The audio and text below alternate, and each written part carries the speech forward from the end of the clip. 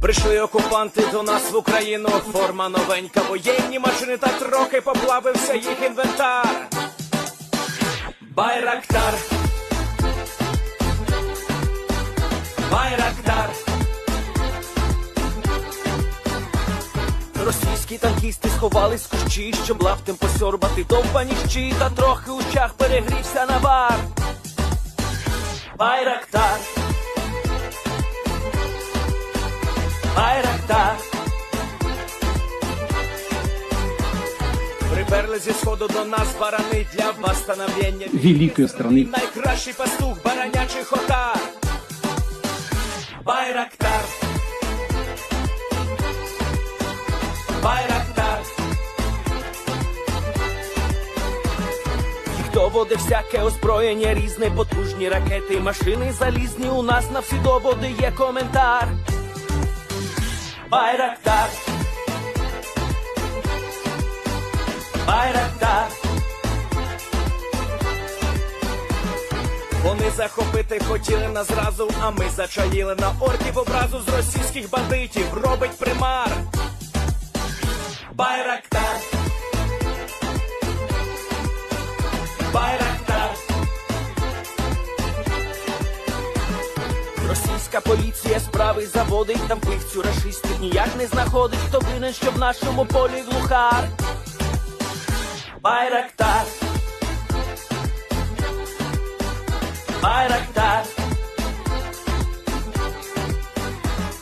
Веде пропаганду кремлівський урод, слова пропаганди ковтає народ, тепер нове слово знає цар.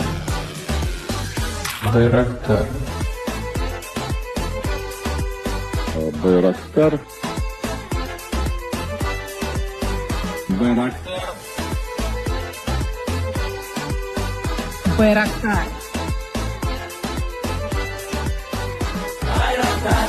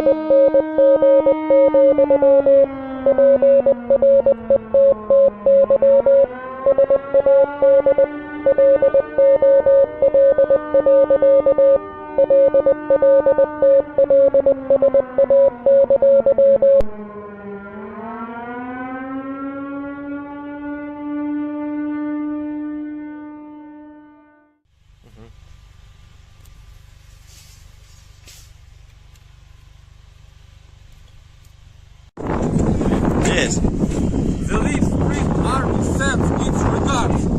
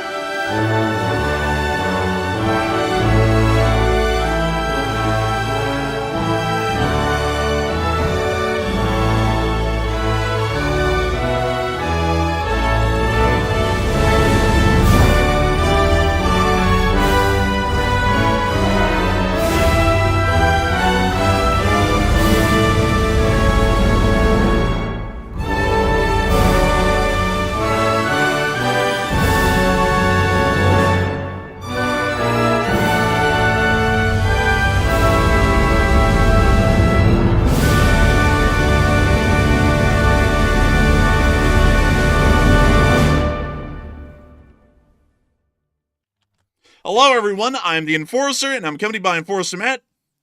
And good evening, folks. It's Enforcer Matt, and welcome back to day 1201 of the War News stream. And today we have big news coming out of Ukraine and Russia. Today we've seen U.S. officials warn of imminent massive Russian retaliation on Ukraine coming very soon, while Ukraine strikes sensitive military sites across Russia, and also Iran launches a surprise nuclear test inside of their country. And we have big news today, and it's good to see you all once again. And of course, we're going to be covering the past 24 hours of news from around the world, as we've been able to hear that the Russian Federation at this very moment is launching another significant drone and missile attack against the state of Ukraine, including a significant amount of Khinzal hypersonic missiles, which are generally considered to be kind of on the cusp of being hypersonic, but not really. Meanwhile, we've also been able to hear inside the Islamic Republic of Iran that the International Agency for, the International Atomic Energy Association has stated that Iran has conducted undeclared nuclear tests that are clearly not peaceful in nature and are furthering the development of a nuclear weapon. At this moment, the IAEA is saying that the Islamic Republic of Iran is incredibly close to fielding and developing a nuclear weapon. We have also been able to hear that the Islamic Republic of Iran will be giving an official response to the United States tomorrow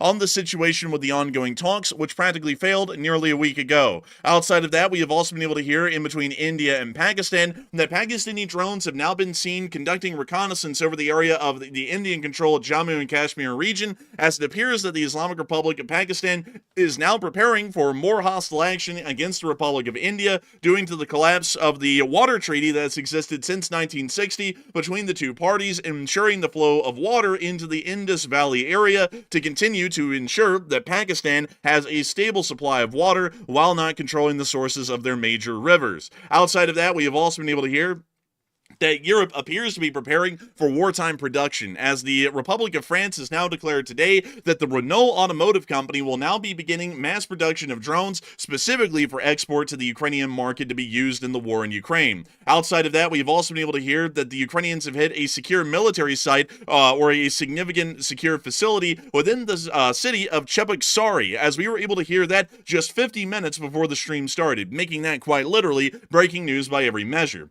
Outside of that, we've also been able to see that the Russian Federation is hastily building concrete shelters to protect the remainder of their aircraft throughout the Russian Federation, with only one airfield so far showing any kind of progress, the one in Kursk, apparently showing on satellite pictures that the Russians are now rapidly building concrete, semi-hardened shelters to be able to attempt to protect their aircraft from further Ukrainian attacks. Outside of that, we have also been able to see the Ukrainian armed forces have attempted to hold the line today and have still been confirmed to have stopped the Russian advance in Sumy dead. We've also been able to get confirmation of the destruction of the Su-35 once again today, and we've also been able to get satellite pictures proving the destruction of the Russian locomotive near to the area of Melitopol, which we stated as news yesterday. We have also been able to hear that the Russian Federation is hastily attempting to build up more fortifications and defenses around the Kerch Bridge, as the Ukrainians targeted and destroyed a Russian gas rig which was being operated by Russian special forces earlier today. The Ukrainian armed forces across the majority of the front line have been able to hold the Russians back, except for the area just east of the southern flank of Pokrovsk, where we have been able to hear that the Russians have gotten dangerously close to the Dnipretrovsk border and may have technically breached the border today, although frontline evidence of that is wildly unclear. But we do have a massive amount of information today, a huge amount, as a matter of fact,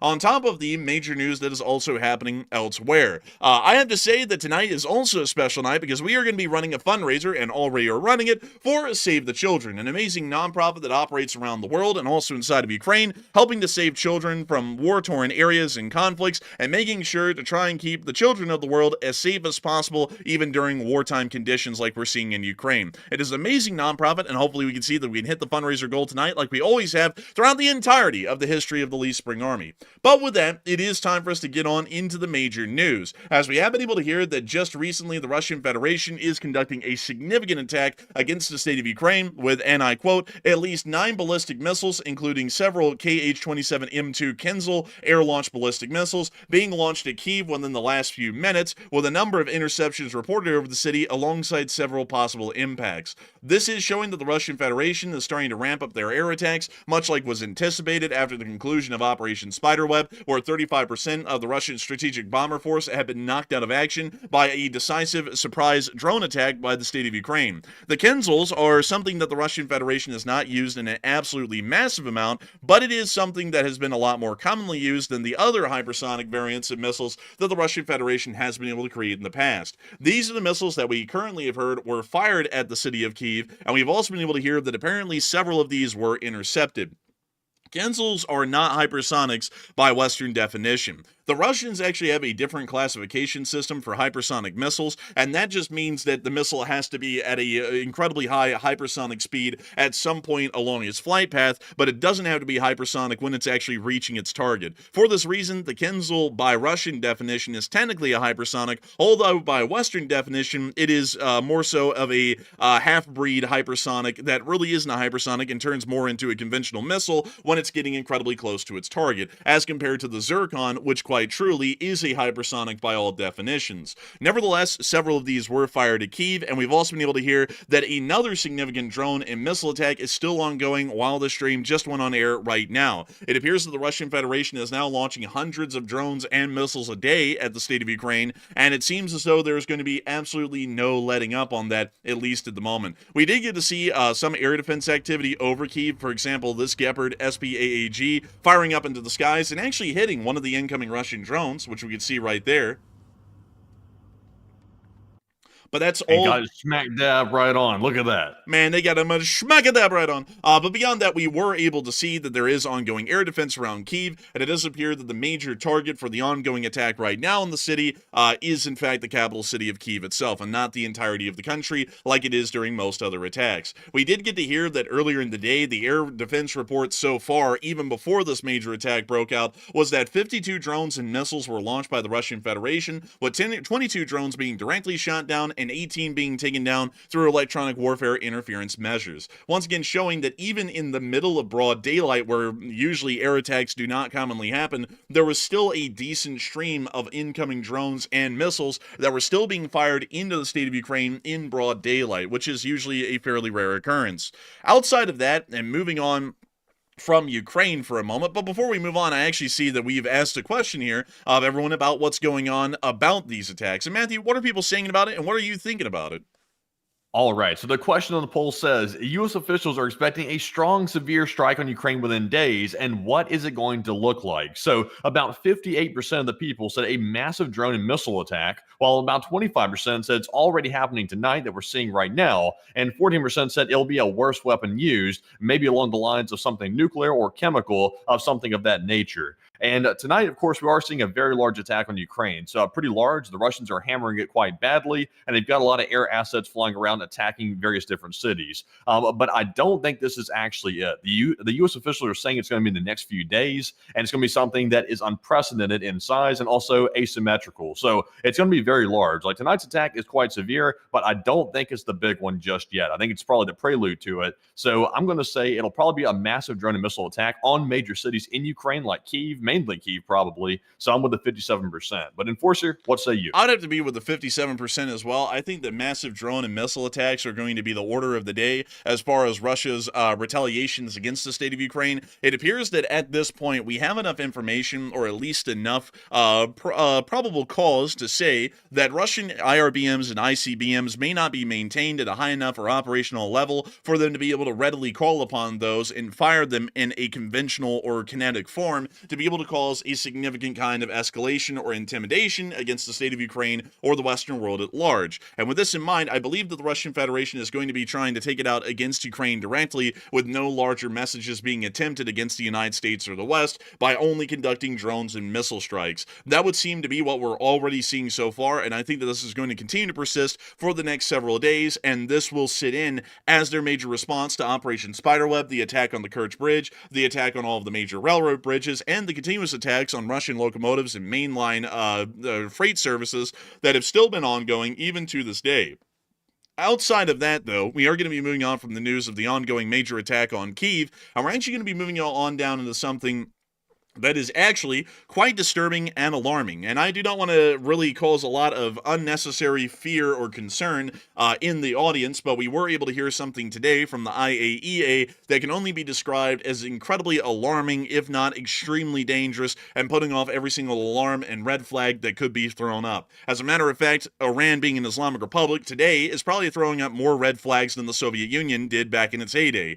Outside of that, we were able to hear that the Islamic Republic of Iran will be giving an official response to the U.S. proposal tomorrow about denuclearization, or largely the attempt to create a peaceful nuclear weapons program. And while the Iranians are preparing that response, we got an absolutely scathing statement today, a very alarmist one, from the International Agency let me make sure that I get their name correct. Let me type it in, because I always get the International Atomic Energy Agency. That is the actual name of the IAEA in full. I want to make sure that we get that correct. But according to what they have said today, Iran has conducted undeclared nuclear tests, and these tests have no civilian nuclear uses. Meaning that all of these nuclear tests that have been conducted so far, from what we're able to extrapolate from the IAEA's report, are all furthering the creation of a usable nuclear weapon. At this point, it's become quite clear, at least based off of that statement, that somewhere inside of the Islamic Republic of Iran, smaller-sized nuclear tests have been conducted for perhaps several months, or at least several times over at this point, attempting to see if they're finally getting the special sauce down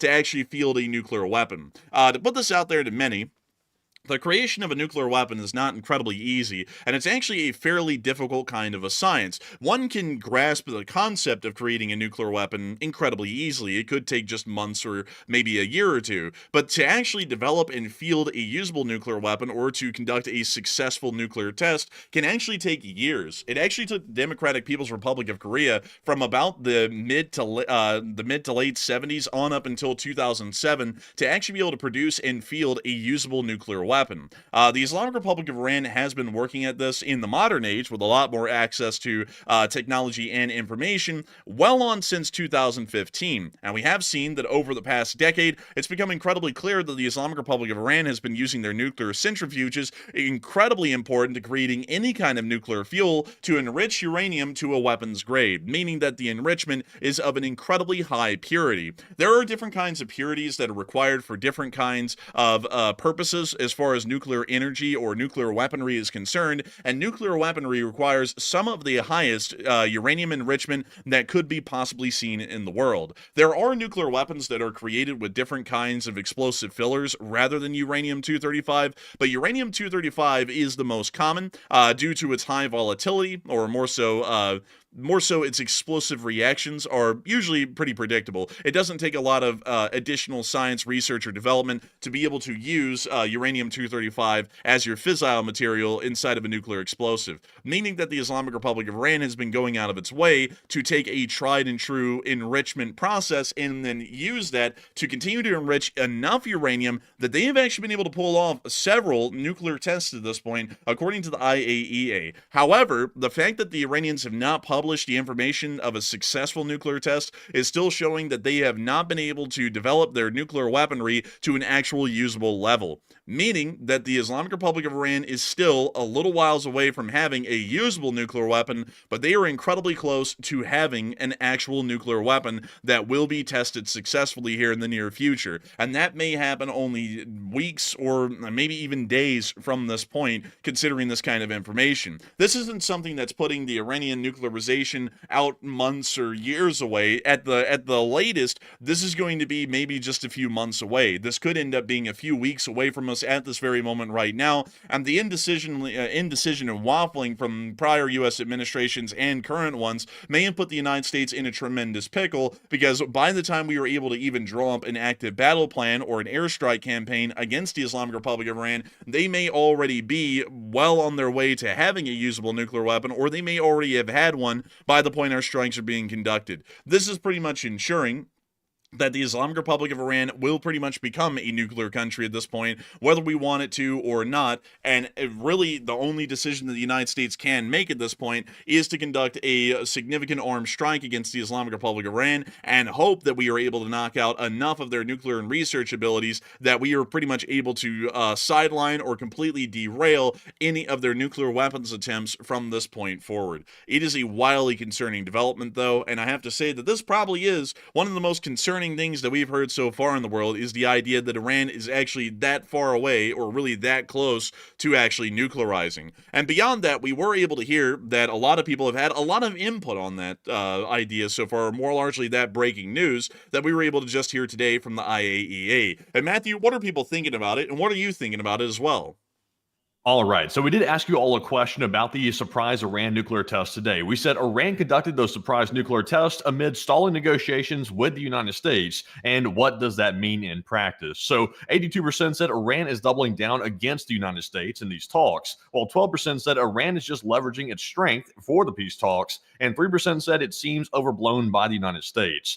And I will say, it's obviously common sense. If you're conducting active nuclear tests, and not only active ones, but they're surprise nuclear tests, so they were not declared to the IAEA, or they weren't even declared to the United States either. So nobody knew they were coming, and Iran did it out of the blue. So to me, that's obviously not in good faith with these peace talks that's going on between Iran and the West. And Iran has shown no good faith throughout the entire situation with these talks about denuclearizing. So it's pretty much a par for the course at this point. It's the same thing that's been happening, and I think Iran is doubling down against the United States.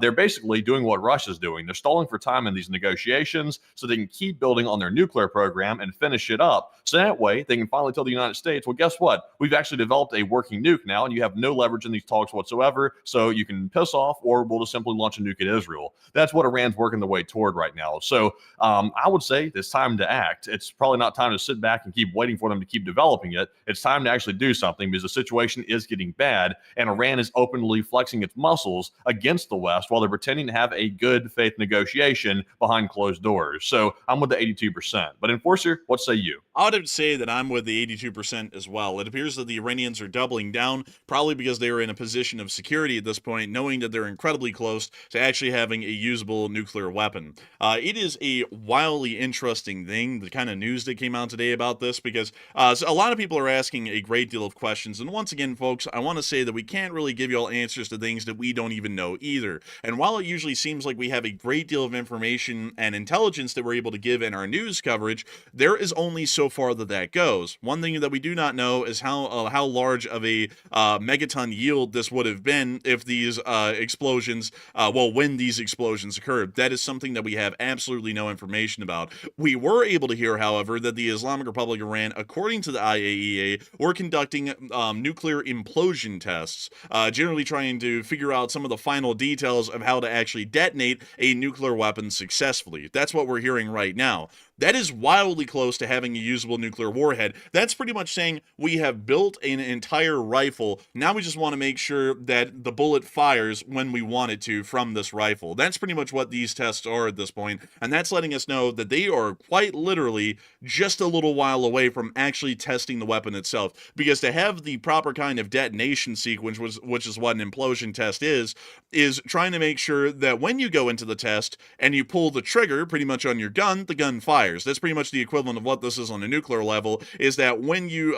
begin the implosion of the nuclear weapon, which is what creates the giant nuclear explosion that you all see, that it actually will go off properly. This is pretty much one of the last tests that you need to conduct before you're able to use a nuclear weapon, and considering that Iran is wildly close to actually testing and fielding their nuclear weaponry, with that in mind, the Iranians are doubling down against the United States diplomatically because there is really nothing that we can do within a reasonable time frame at this point to stop the Islamic Republic of Iran from having a nuclear weapon. On top of that, the IAEA actually said earlier today as well that a lot of Iran's nuclear facilities are actually so far underground that it may not be able to be hit or damaged that much from precision surgical strikes by any kind of an enemy air force or any kind of an enemy attack. Meaning, once again, that whether people like it or not, the only situation that we can actually deal with this properly in is if we go in on the ground and try and deal with the nuclear sites that way. Whether people like that or not, that is once again largely a reality of what we have to do. And there's not really a lot of people that are either behind that. The current administration is incredibly scared of actually getting into a confrontation with really anyone on the global stage. And I would say that at this point, the Iranians know all of that. They're doubling down, and they're pretty sure that they will be able to field their nuclear weapons and join the rest of the nuclearized powers of the world in being a nuclear armed force inside of the Middle East. While my map just literally flung around like a rag doll right there because for some reason like the cursor like gripped down on the map and did that. I don't even know why. But beyond that, it is a very concerning development, without a doubt. Nevertheless, we have not been able to hear of a response by the State of Israel so far, and considering that the State of Israel may have been able to get enough intelligence to confirm that this was happening in the past, over the past several months or even weeks, it appears that the United States really has dropped the ball on this one, and there really is no way that you can get around that and say that any other way than the current administration may have just screwed over the entirety of the Middle East, because we did have a couple of months of reaction time left, and they pretty much pissed away the reaction time at this point by getting into pointless roundabout negotiations, using our chief diplomat, a real estate developer, to talk to a country that has been a master so far at pretty much denying everything that they're doing that's trying to erode or completely get rid of the United States inside the Middle East or any kind of Western influence in the region.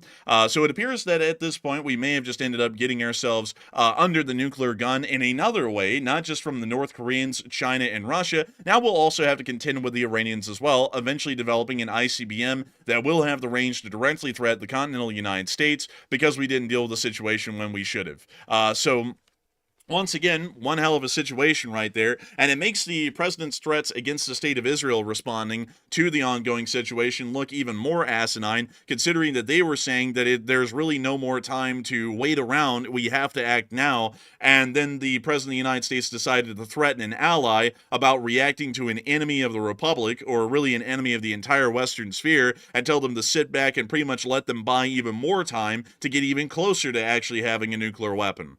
So this will probably go down as a pretty significant foreign policy disaster, at least from what I'm telling right now. And I don't really think there's going to be any way to fix the situation, even through force of arms at this point. I think that's highly unlikely. But moving on from that, and on over a couple of hundred miles in between India and Kashmir, we also were able to hear today that recon drones have been spotted that appear to be Pakistani in origin in the area of Jammu and Kashmir, possibly suggesting more reconnaissance operations being conducted by the Islamic Republic of Pakistan, considering the ongoing tensions between the two countries.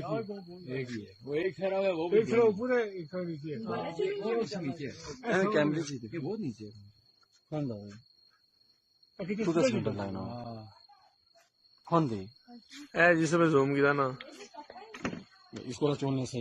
I've been wondering if these guys are going to warm this Banned. situation right back up. It looks like they might be planning on doing something.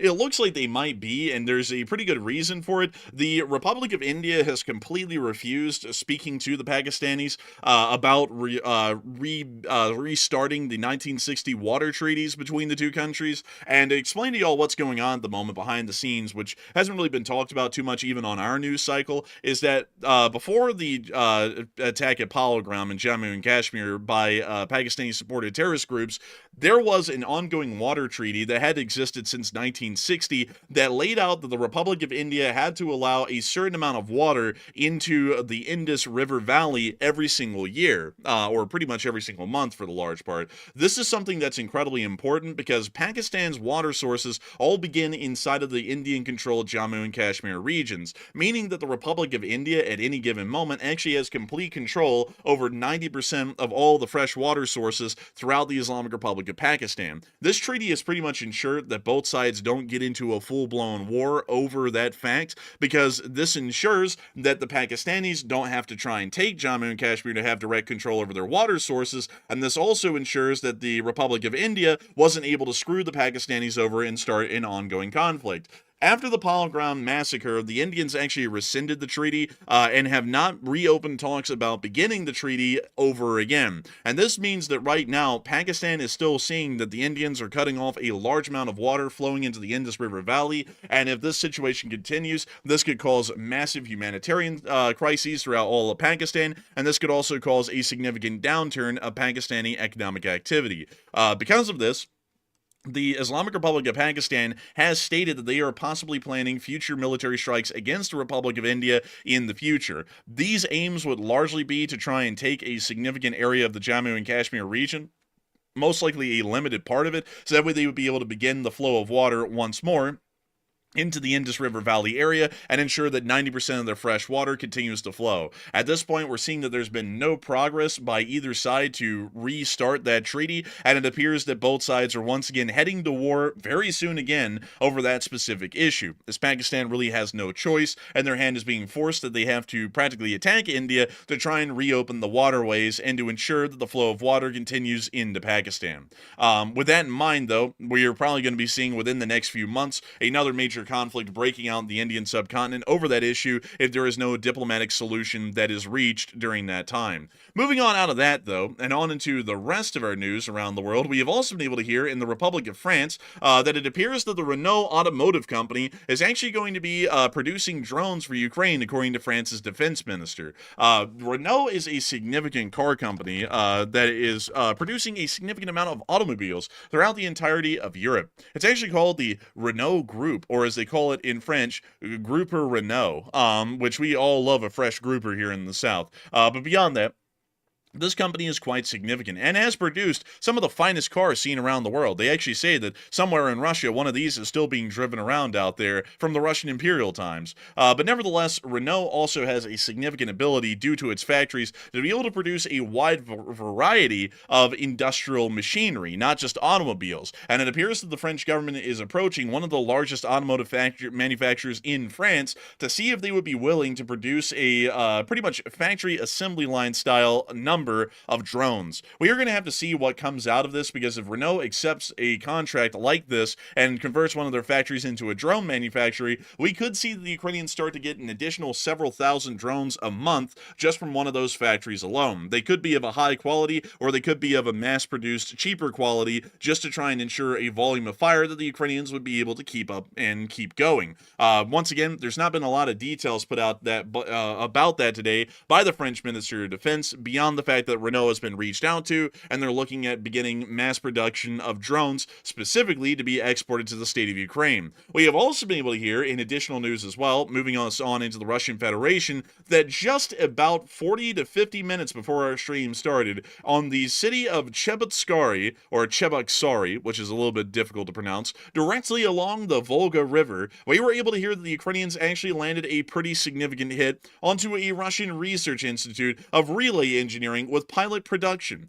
located in the Russian city of Cheboksary, the Republic of Chuvashia, about 900 kilometers away from Ukraine's border. The enterprise specializes in the production of electronic equipment, including for military purposes, making it a wartime target. And the Ukrainians hit it like it was wartime. Check it out. Кто один? Где? Вот. The Oh, Ukrainian, no.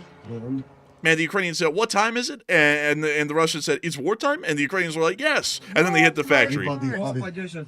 Съебываем. Oh, Куда-нибудь. jeez, they hit the blurry factory. Ебать! Yeah, bad. You know, it's crazy. It's an electronic equipment warfare factory, but they don't have electronic warfare equipment around it protecting it. That's crazy. Man, that's kind of deep. It's kind of ironic, honestly, man. It's like, Yeah, we produce very ironic. we produce electronic warfare equipment in this factory. Also, is it good? Hell, if we know, the factory just got hit and we didn't even have any around it, so we don't even know. It's like, you would think that they would have something like that around there to protect the literal factory that is producing that kind of equipment from an attack that this building would be vulnerable to, but apparently they didn't, because the Russians are smarter than us, and this is a part of a big move, like one of those big brain moves that we would never be able to understand, because Putin is such a chess grandmaster. You know, he's the real chess master out here. Looks like they hit it pretty good. Can't really tell what part they hit it on, but whatever they hit, it's smoking. Apparently they hit. Oh, hold up, we actually got another clip of another drone coming in. Yes, zoom in on the mesh. Great job. Oh! That was a very clear video of that. I've never seen one that clear on Final Descent. Bro, caught them lacking in 4K nonetheless. Look at this. That's actually crazy. That was crazy. That was the most high definition video I've ever seen. And the focus was perfect. It's like the person filming this was Steven Spielberg. I mean, look at that camera stability. Man, best cameraman of the war, too. Also, now we see exactly what it hit. It's hitting one of the side buildings or something here. It must be one of the main assembly halls or something, I'm guessing. Is this it right here? I'm guessing. Yes, this is the facility. I actually tried to find this before the stream, but considering that I had a whole bunch of other things to do for the last 40 minutes, like getting the fundraiser put together and also doing a whole bunch of other prep things for the show, I really didn't get to geolocate this incredibly well. So if y'all would like to join me for just a brief moment, I actually want to try and find this facility in Cheboksary, because it has to be within the industrial area somewhere. It's just, the issue is where, and I couldn't find it easily before the show, and we have to remember, folks, this is what we're looking for. One large building with a gray roof, a slightly smaller building connected with a walkway with also a gray roof, and then the third building, the same size as the small building, with a tin white roof. And then it's also surrounded by what appears to be some sort of a smaller compound. That's what we have to work off of at the moment. The closest thing I could find to that, funnily enough, was actually a prison, right down here, but that's not it. It's different in enough ways that it doesn't count. But it also is funny to see that they have prisons in the middle of cities, like the U.S. used to have, back in the 1800s, still running. But let's see. That actually is close. This is getting a little bit close there. But let us see if we can eventually find this thing, because it is an industrial facility. They did have coordinates as a part of this post, I believe, or another post that I saw, but the coordinates were input to where Google couldn't understand them, and I also tried to put them into other systems, and those systems didn't understand them either. So it left me with a dead lead on the specific location of this building, meaning that we kind of have to gander around and find this thing ourselves. And it looks like we might be getting a little bit closer here. We can only go around Cheboksary so many times, and then we will find it. and I'm not seeing it within that area, so we're going to move on beyond that. We're going to move up here, and we're going to take a quick cursory glance, not seeing it there. We're going to move up here, do a quick cursory glance, not seeing it there. This is actually what I do before the show on most things that are geolocated, to figure out exactly where they are and to put the marker right on top of them.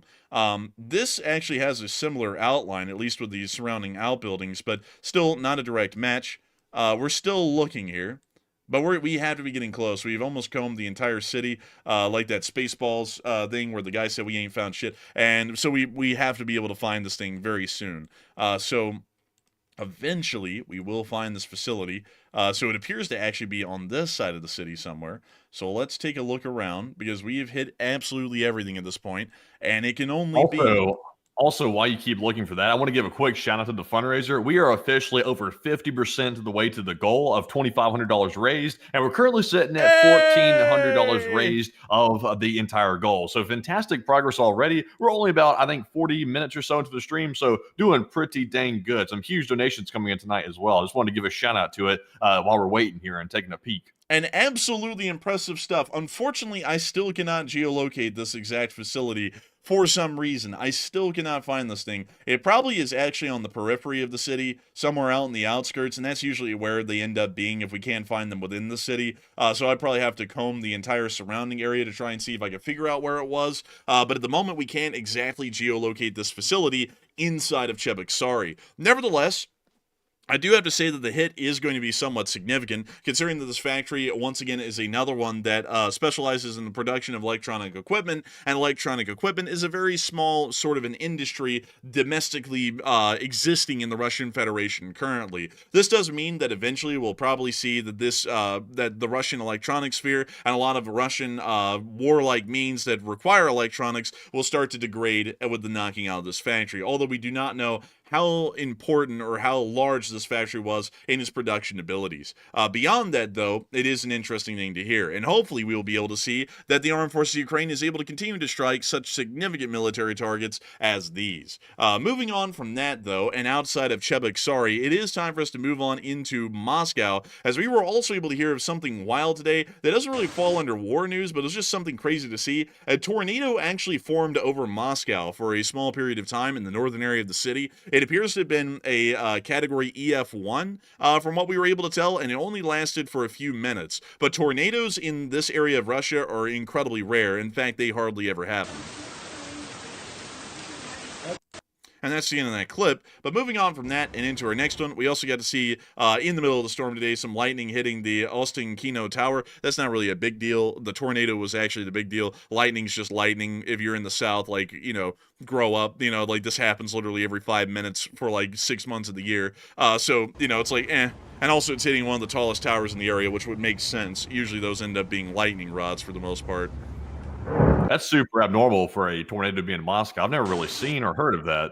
Yeah, I've never heard of a tornado in Moscow. I've actually heard of more coups in Moscow than tornadoes, actually, historically.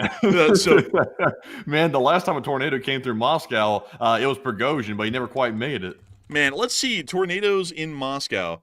So, as a tornado... So, actually, these are incredibly rare. Like, wildly rare. Wow. They have, like, a tornado maybe every decade or every other decade or so. It's actually an incredibly rare kind of a phenomenon.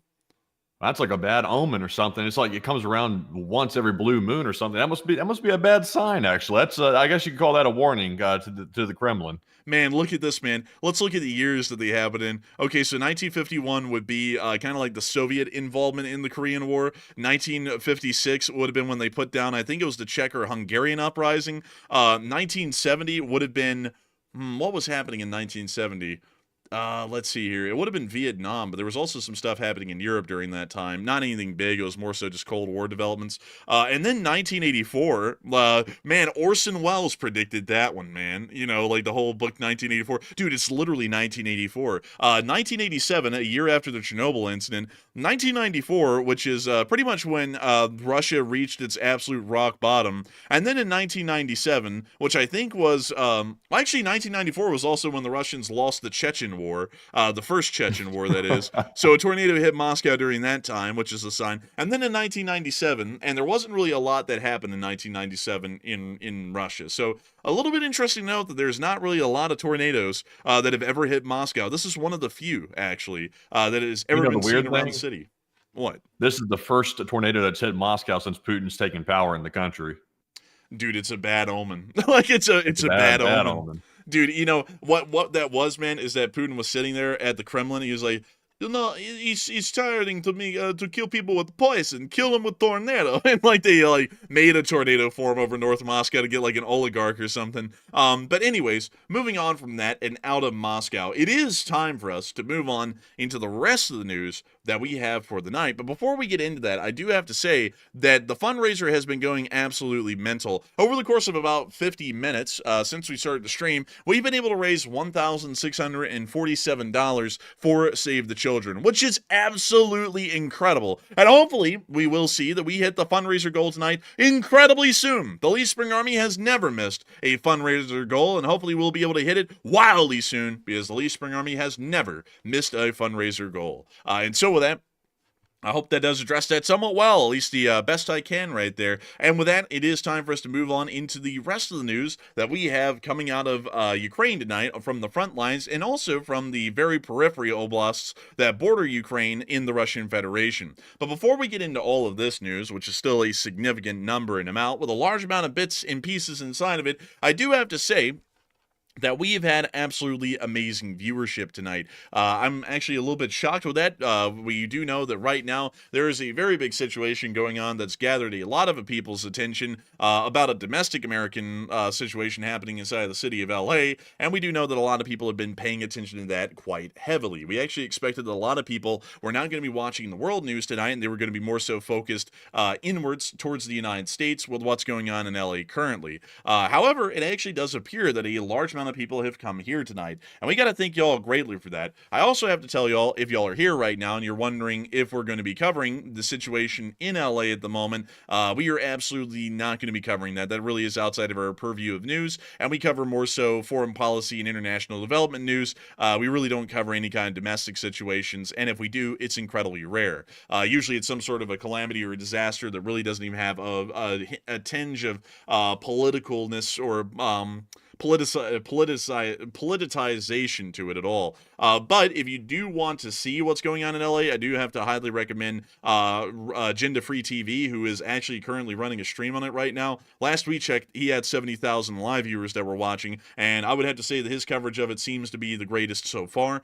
So if you want to see anything about that, that would be the place to go. We're just going to be covering world news tonight like we normally do, like we always have done for the greater part of the entire time that we've existed here on the show. But nevertheless, we are going to be getting on into a brief segue for a moment to make sure to get ready for this next part of the news. And before we move into it, I want to make sure that we get the top donors of the fundraiser so far, and also a couple of questions. So Matthew, what do we got? All right, let's give a shout out to the top donors to the fundraiser so far for helping to save the children tonight and raising all this fantastic funds for that organization, which is doing really good work. So BC Skyman threw in a $150 donation. Also, along with Peace with War, threw in a $150 as well. And then we had a $150 from Just Chillin', as well as a $100 from Hal Rose. Also, Greg Carrier threw in a $50, along with John King, Samuel Sizamonski, as well as Gustav Graves, as well as a $50 from Rad Doctor, Snow White, Nightmare Before Christmas, Jeremiah King, and also Danny B. And those are all of our top donors just for now, of course. Of course, that list will grow throughout the night, but a huge shout out to everybody who's donated so far and helped to get us up to $1,750 raised so far, just about around that point, because it is moving quite fast and we're getting super close to the goal. I think we're somewhere in the neighborhood of about $700 or $800 away from hitting that goal. So getting very, very close indeed. And Enforcer, what say you? I gotta say, what an absolutely incredible fundraiser it's been tonight. We actually are up to $1,752 at this point raised on the fundraiser, meaning that we're only about $748 away from actually hitting the fundraiser goal, which is truly amazing and incredible. And I've got to say that it is a wildly amazing thing to know that so many of y'all have supported this fundraiser tonight, and hopefully we'll see many more, so that way we can hit that fundraiser goal. It is an absolutely incredible and amazing thing to know that the Lee Spring Army continues to come together together every single weekend to support these fundraisers. And it's a wonderful thing to see that again tonight. And with that, huge thanks and appreciation out of the way to the Lee Spring Army for continuing to support American and Western interests around the globe. It is time for us to move on into the live chat questions. And we have some very interesting ones tonight. And so, Matthew, what do we got? All right. Also, by the way, I see some people in the live chat. Colin said, I got your live stream, the Enforcer live stream open, and Agenda Free on 2 different tabs open for both. Honestly, that is the most goated way to watch YouTube right now at this point. I'll be honest with you. I'm not biased or anything like that, but having us on the side screen and also Agenda Free on another screen, that's a pretty good combo, if I do say so myself. But jumping into our first live chat question, this one goes to David Kotke, and he has a good question about the Middle East. He said, do you think Israel is going to strike Iran now, considering these new nuclear tests? It might be too late for them to actually do it. There's kind of a window of opportunity that exists in those kinds of scenarios where you get to strike them, and beyond that, it would make absolutely no sense to strike them. And in fact, it could end up doing a lot worse. It could end up actually backfiring from your original plan. So I'd actually say that the Israelis may not really be able to strike the Islamic Republic of Iran, because if they are that close to creating a nuclear weapon, and a lot of these facilities are so far underground that precise strikes actually probably wouldn't damage them, that could lead to a result where the Israelis pretty much prompt the Iranians to attempt to nuke Israel, which they would have the ability to do right off of the bat. So I would generally have to say probably not. Not trying to say this politically here, but the only person that you can think for that is the current president of the United States, because we did have a couple of months of a window of opportunity after the failure of the last administration to deal with the problem for 4 years, to where we could have dealt with it, and we decided to squander all of that, pretending like the Iranians are actually nice people that we can talk to and get along with, which is not the case.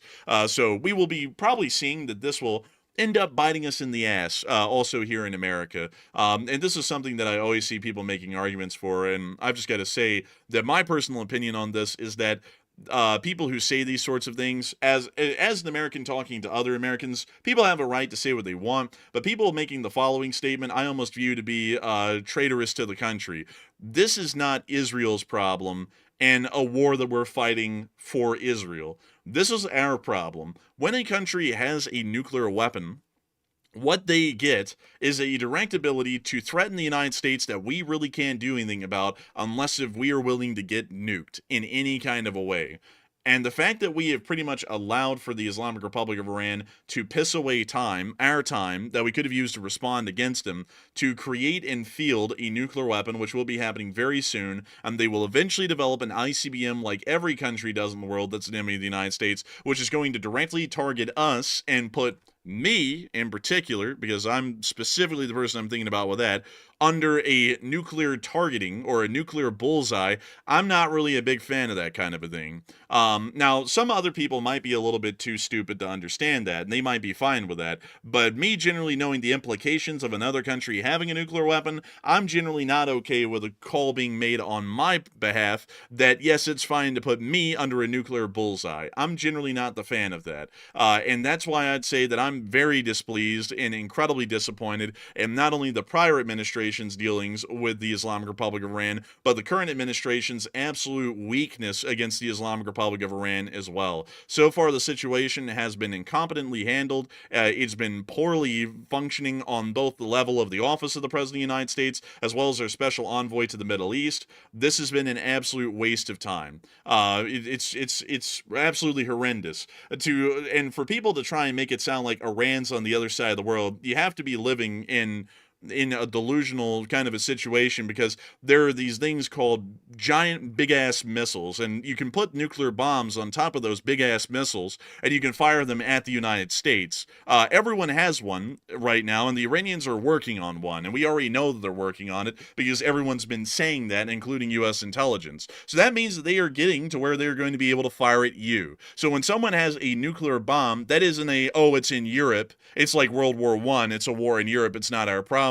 They have a nuclear weapon, they don't like us, and they actually will probably have an ability in just years to be able to shoot it at us if they become angry enough or they become stupid enough to do something like that. And who's going to end up getting killed? Is it going to be me? Is it going to be you? I generally don't want to run the risk or gamble that it's going to be me getting killed. And that's why I've been the one massively saying here on the show, along with Matthew, that we should have a significant armed response to this and conduct whatever actions necessary to stop them from possessing or yielding or fielding a nuclear weapon. And none of those actions were taken under the prior administration when we knew this was going on, and the current administration had the ability to actually fix the situation, and they've decided to take an even weaker approach than the prior administration did, which was literally nothing. So it is an absolute mishandling at every single degree. It's putting hundreds of millions of Americans at risk of losing their lives due to a despotic, radical regime in the Middle East.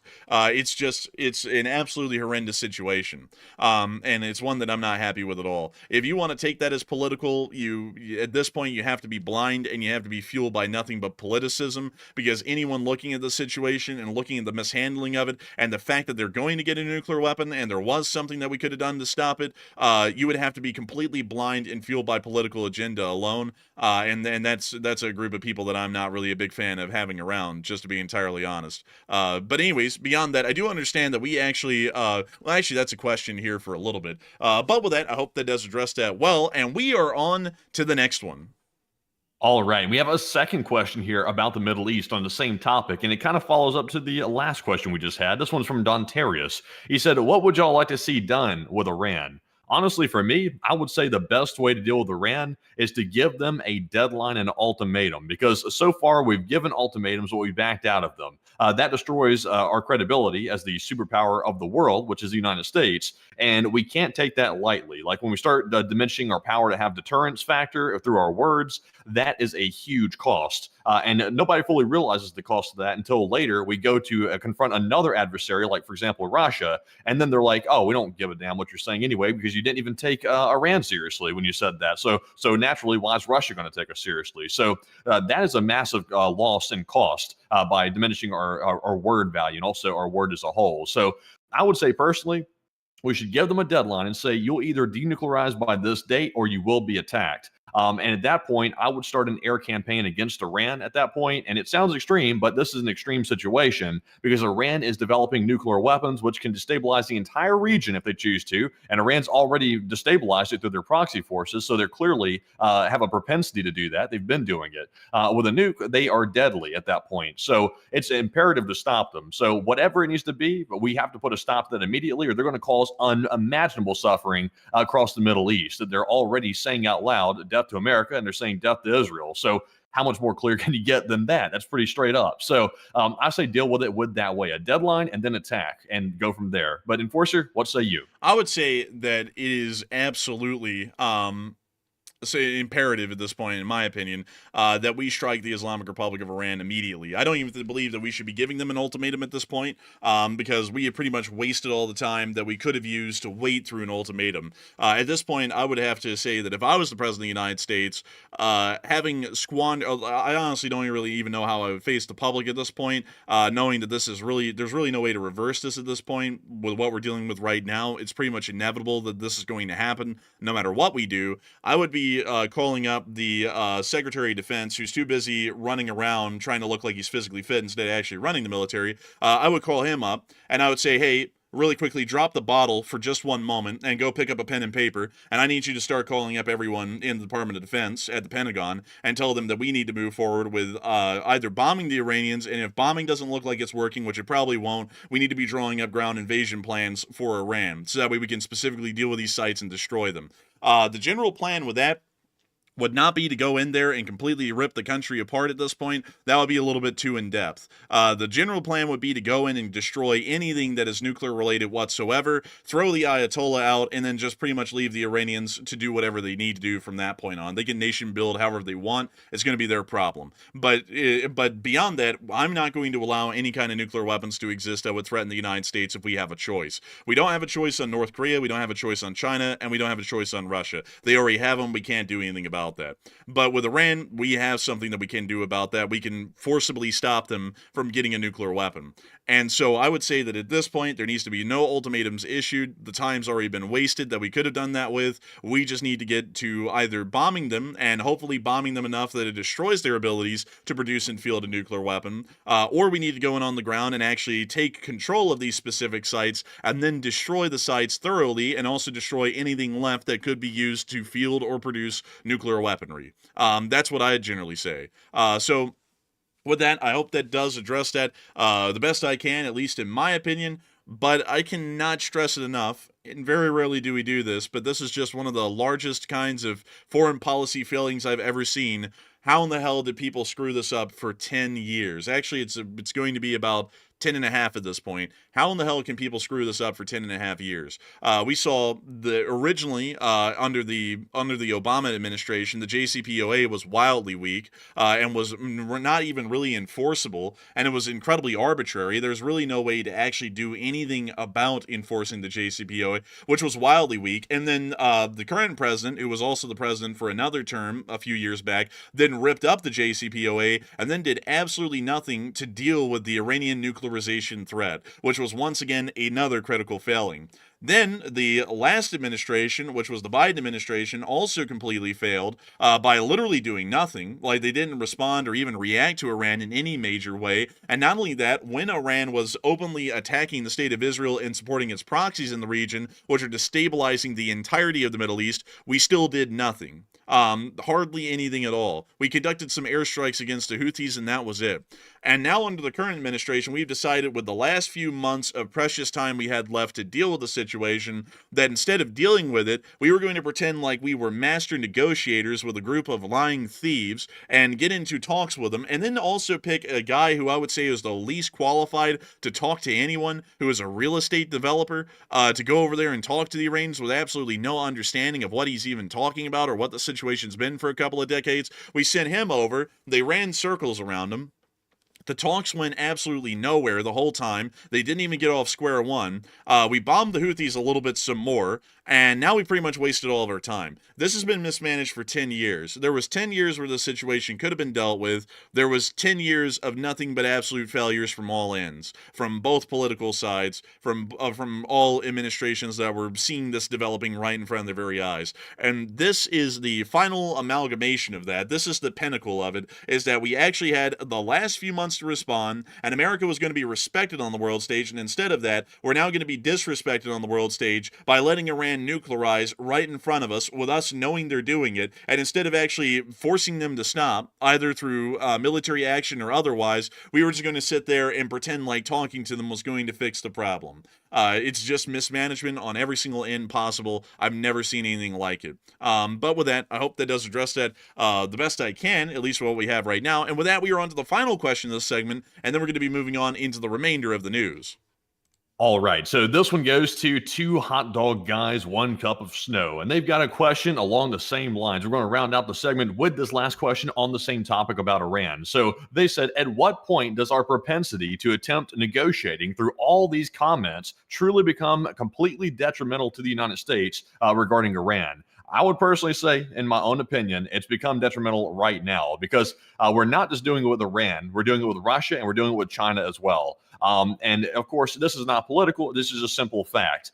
Just on a human level, if you tell one person something and then you back out of it, then you're not going to be taken seriously from that point on. You're going to have no respect, and it's going to stay that way until the current administration leaves office.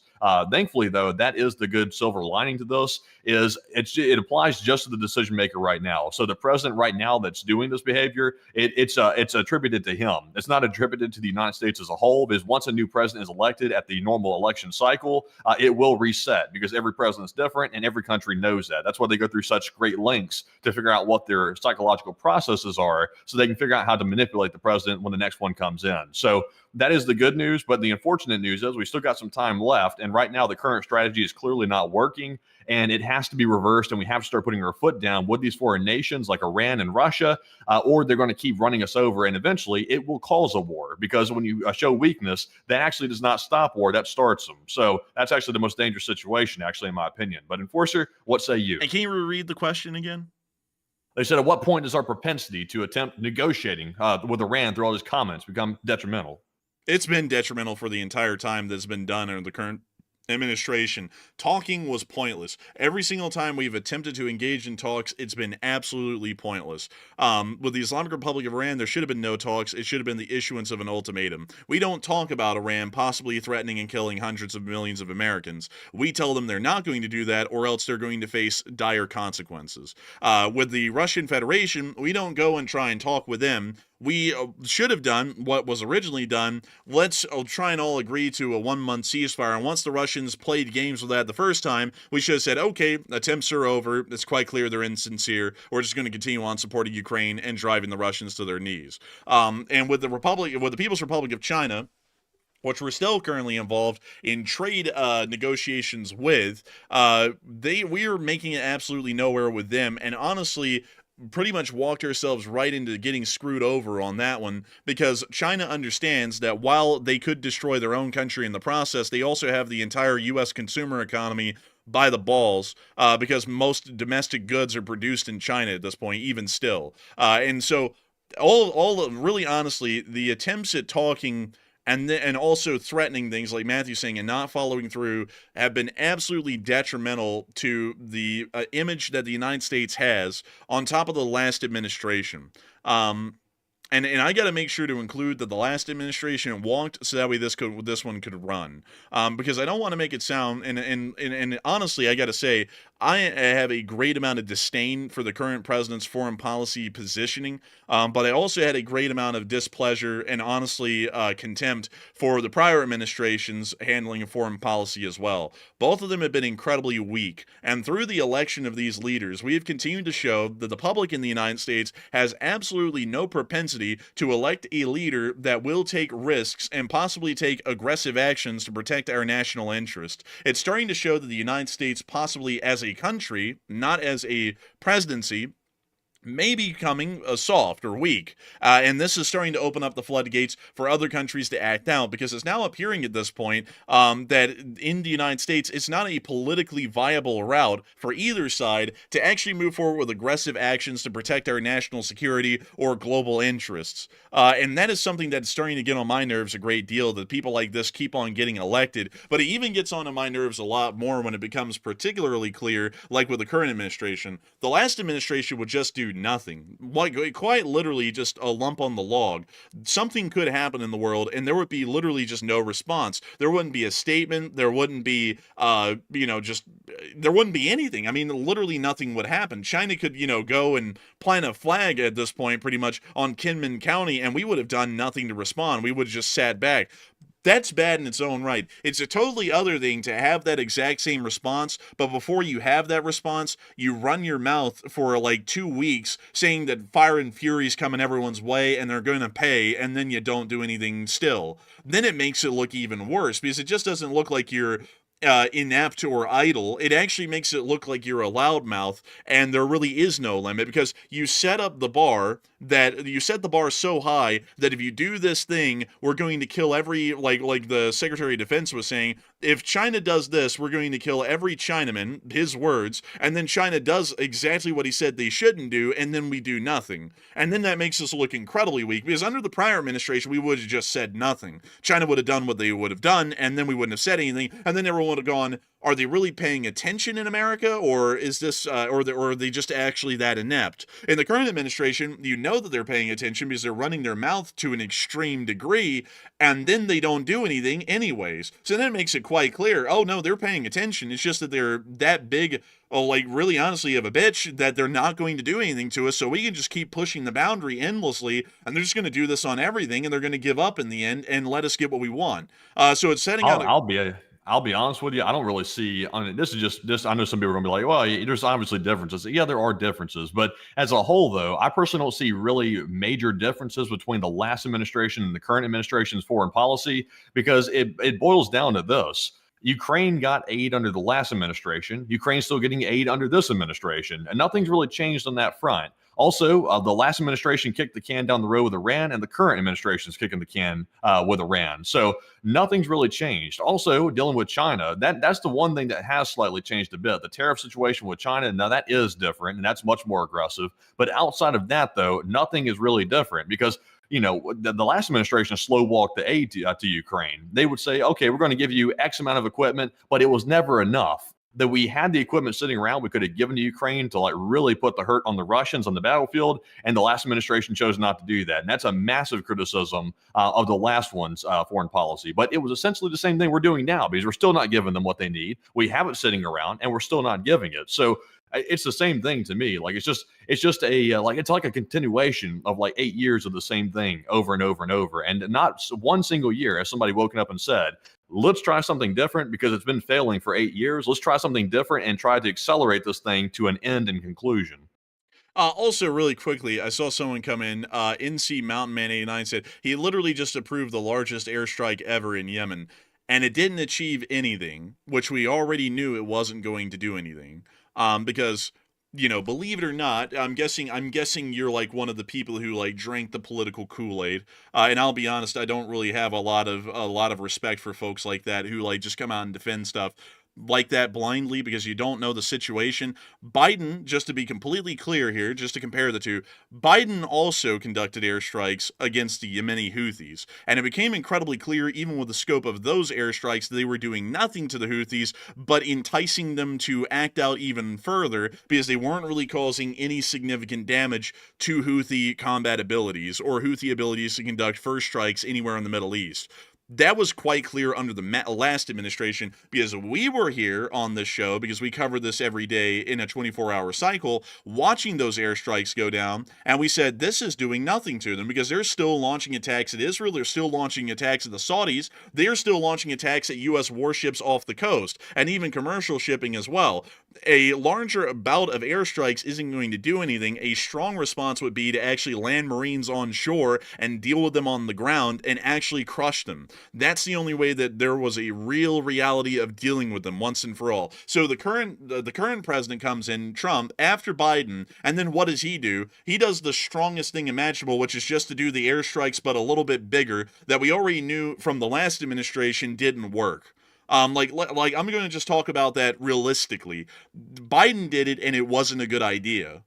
We knew that. Then the current president did it again, but slightly larger, and it still wasn't a good idea, because guess what? The Houthis are still firing at anything they want to in the area, and even fired at U.S. warships after we negotiated with the terrorists to stop firing at U.S. warships. They then fired at them again just hours later, and we pretty much had to scurry off with our tails tucked beneath our legs with 2 carrier strike groups in the area to achieve nothing. It makes no sense. Like that doesn't make any sense at all as an argument that, oh, the airstrikes were the biggest that ever happened, so they have to have been good. No, it was completely ineffective the first time. It was completely ineffective no matter how big you made the airstrikes. It wasn't going to achieve anything. And this is the same situation with Iran. And I have to agree with Matthew that it really is no difference in foreign policy between the last administration and this one. The only minute difference is that the current one runs their mouth a lot and then makes themselves look like a fool, because then they do the exact same thing the last administration did, which is nothing but raw weakness in the face of our adversaries.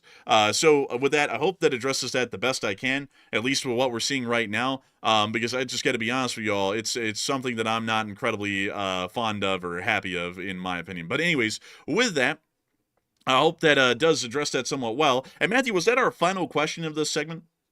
It was, yes. All right, and so with that, we are going to be moving on into the rest of the news. And we were able to see in the area of the city of Kursk, and most specifically the Kursk airfield right outside of it at Kalino, we were able to see that the Russians are rapidly attempting to make hardened aircraft shelters. We can actually see the progression of this over several days, or really a couple of weeks. As we can see right here, a large amount of Russian aircraft built up within the area. We can then see that they're now setting up concrete shelters, literally leveled the surrounding area, area, built it out a little bit extra, and then are attempting to build hardened concrete shelters to try and protect the aircraft. This is coming rapidly after the successful operation of Operation Spiderweb inside of the Russian Federation, which destroyed 34% of the bomber fleet, and it has been considered a high possibility by everyone, including the Russian Federation, that more strikes like those could easily be conducted, and the Russians really wouldn't have any time to respond. For this reason, for the first time ever in Russia's history, they're actually creating hardened aircraft shelters, which literally almost every other developed country in the world has. So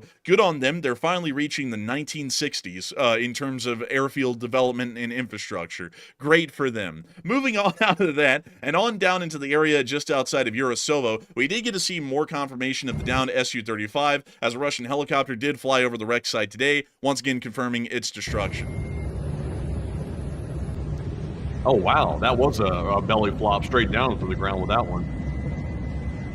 I would have to believe, because of how intact it is on the ground, that it had to have been going at a very slow speed when it was hit, probably in a high G turn, because once the pilot ejected and it was in that high G turn, I would assume that it would probably just go into a flat spin and slowly pretty much fall to the ground and then slam belly first into it. That would line up a good bit. It actually lines up a lot with the wreckage and debris that we saw of the Su-30 MKI and the Rafale that was shot down in India a while ago, which we also know at the time were attempting to evade the incoming missiles and failed, and when they were hit, they were flying at a wildly slow speed, and they both also belly flopped onto the ground as well, creating distinct debris fields that quite literally just looked like the aircraft sat down on the ground and then burned to cinders.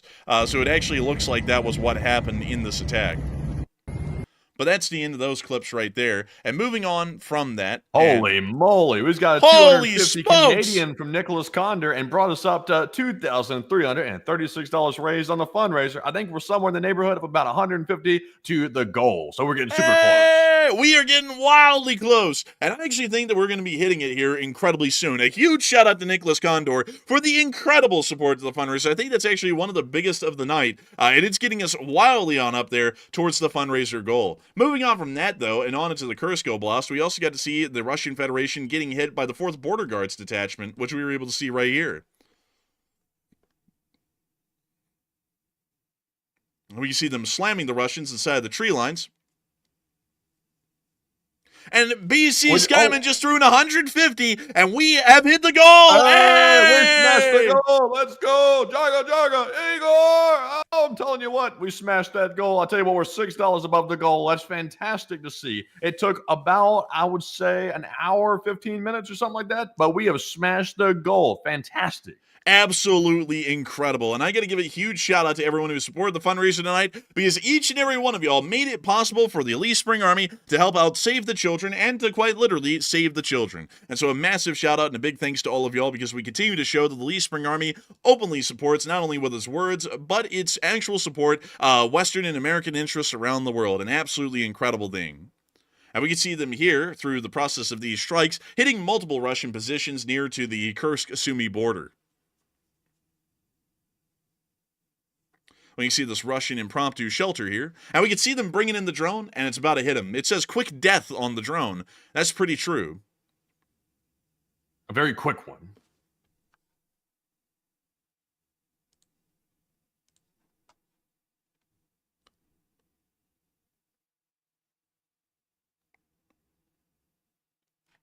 And that's the end of the clip, but still, very impressive to see. Moving on from that and on out of that clip and on into our next one further down the way, we also got to see a M142 HIMARS conducting a strike operation against the Russians inside of Kursk today in this clip right here. And we see them firing off the GMLRSs towards the Russians.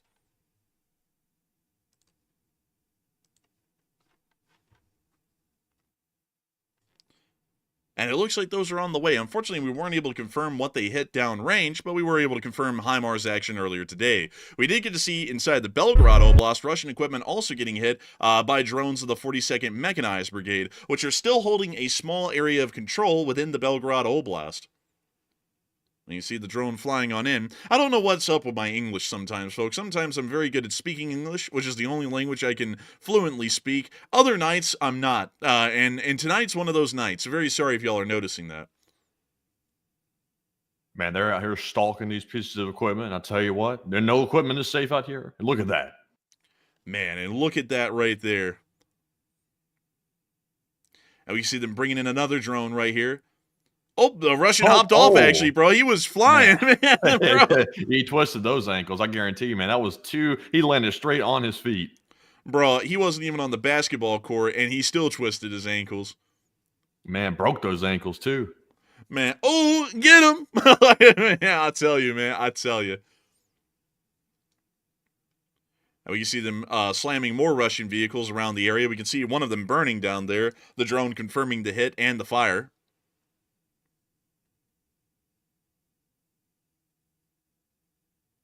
And we see them hitting another Russian vehicle and another one. Notice that a lot of these vehicles being used by the Russian army are almost civilian in form due to the lack of any kind of purpose-made logistics vehicles or anything else for that matter that the Russians currently have access to. However, moving on out of that and on into our location unknowns, we also were able to get some pretty interesting clips here. For example, an Su-25 firing off its load. Take a look at this. Oh. And here comes another. They're doing the thing. We know where they fire it out there and hope that it hits something. They're doing the thing. Yeah, they're doing the indirect fire support missions.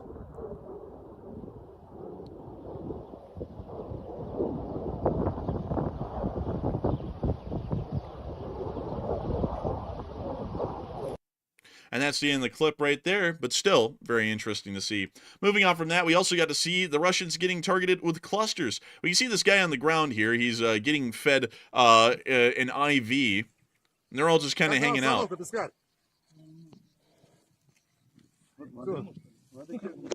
They're all just chit-chatting and stuff, you know, casual like.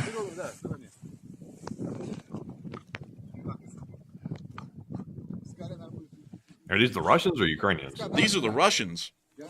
Oh, but you I'm know shocked that they're giving medical treatment. Also, by the way, I'm going to give a little bit of a spoiler alert here. There's about to be a little cluster bombing that's going to happen here in a second. It's not on them. It's nearby. Here it comes any second now.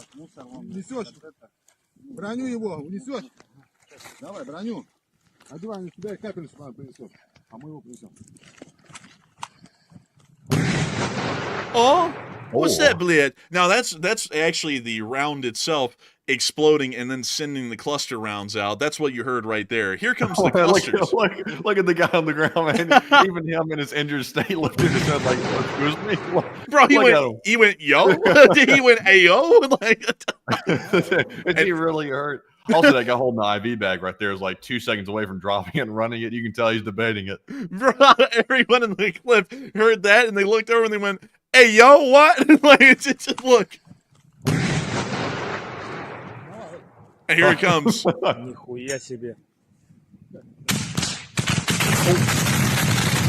Bro, and this clown was going to run into it, dude. He turned towards the cluster round and then was like running towards it to take cover. Look. Oh, dumb.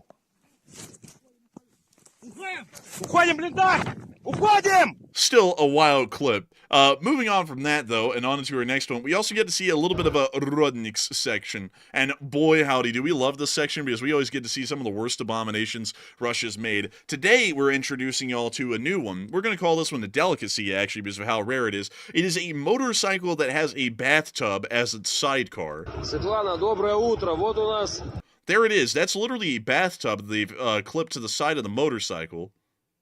That's crazy. Well, what's the purpose? Just to be a sidecar. Oh, that's okay. It's actually a sidecar. So it's just like taking easy sort of bubble bath sidecar, I guess. Dude, you're riding around on the battlefield, like with a bathtub full of suds shooting at drones. It's your driver. It's like driving around at like 60 miles an hour. It's just crazy. Техника на месте. They can double as a grade, Leon. And we can also see this Soviet abomination holding it up, probably precariously. It looks like they're pretty much holding up the whole front of this vehicle, by the way, with what appears to be a rubber pot below the vehicle to stop it from tipping forwards from the weight. Наша военная разработка. Oh, look. Bro, Hey, Ivan. they had to blur his face out for the crime they just committed by making that thing. Like, they were like, we don't want him around because the Department of Transport is going to ask us this thing like road tested, and the answer is no. Который мы выгружаем. Сейчас вот дело дойдет до You know the Бухана. unfortunate part is What? the Russians are going to take that bathtub sidecar and they're going to fill it with vodka, and they're going to probably ride in it with vodka. Bro, they see me rolling, they hating. And I'll tell you what, that would be the best way for Commander to roll around, just a bathtub full of vodka. He'd be riding high. Dude, before you even hear this thing come over the horizon, you're gonna be hearing the sloshing of that crap inside of the tub. Like here it comes. It's like the freaking Wells Fargo wagon. Процесс пошел. Спасибо большое. Будет еще материал. Man, Russian Commander's going to be drinking that vodka like a pelican out of that bathtub. Dude, that's literally the booze cruiser right there, man. Like you drink out of that, and then as soon as you do, they're like, get this man some car keys. He's going for a drive. But moving on from that, we also get to see the Russian casualty report for the past 24 hours. And oh look, 3 Bobcats! Oh, Hey! 3 Bobcat skid steers. I love to see it on a Sunday night fundraiser stream of all nights. But tell us more. And look at that. 3 Bobcat skid steers and Miss Disa, keeper of the record, stated that Ukrainian forces shot down a Russian Sukhoi Su-35 fighter jet in the Kursk direction. The pilot was rescued. About 4 days to 1 million personnel lost, 3 days to 29,000 artillery pieces, and 2 days to 40,000 drones. Slava Ukraini and Rodom Slava. And we have an absolutely incredible casualty report today, as 1,120 Russian soldiers were wounded and killed in the past 24 hours, along with 11 APCs, 146 supply trucks, 7 main battle tanks, 42 artillery pieces, 158 drones, 1 aircraft, 7 cruise missiles, 2 anti-aircraft warfare systems, and 3 Bobcat skid steers. All in all, it was a very good day. Moving on from that and on out into the front lines themselves, we also were able to see the Ukrainians taking down some drones with nets, like some sort of Wild West kind of a thing. They hit them with the net. And we see they dropped the net Also, on the by the way, while we're looking at this footage right here, just a piece of breaking news I was just alerted about in the live chat, so I looked it up to find some more information on it. We're getting some early reports of a major explosion at the United States military Kadena Air Base in Japan. There's been reports of pretty big injuries reported by the state Japanese television. So I'm trying to see here. It looks like there's been an explosion at an ammunition depot, according to the early reports. And that's in Kadena, Japan. So very interesting. So it's apparently not on the actual air base itself. It's on the ammo depot off to the side. So we don't have many information or much information on it right now. Not really clear why this occurred, but we're waiting for some more reports. That's very, very unusual for a ammo depot to explode on a U.S. military base of any sort. So very, very disturbing to hear. Very disturbing to hear. We actually haven't heard of that recently, or a large amount. I'm trying to see if we can find where these ammunition storage facilities may be.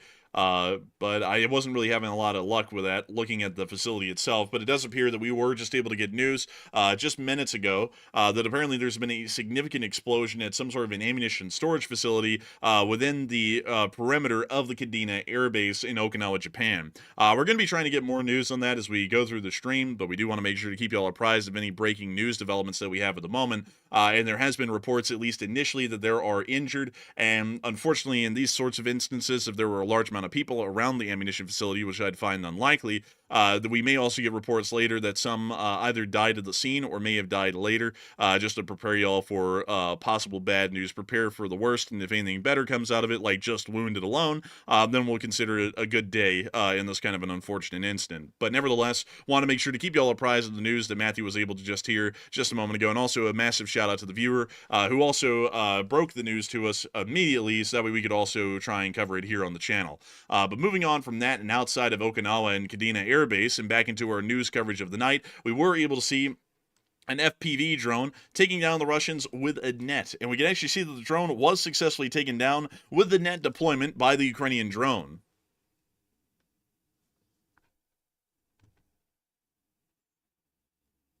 And that's the end of the clip right there. And moving on from that and on into our next clip further on down at Krasnoyarsk, we also get to see the Achilles taking down some equipment of the Russians as well near to the Zatove area, which we can see in this clip right here.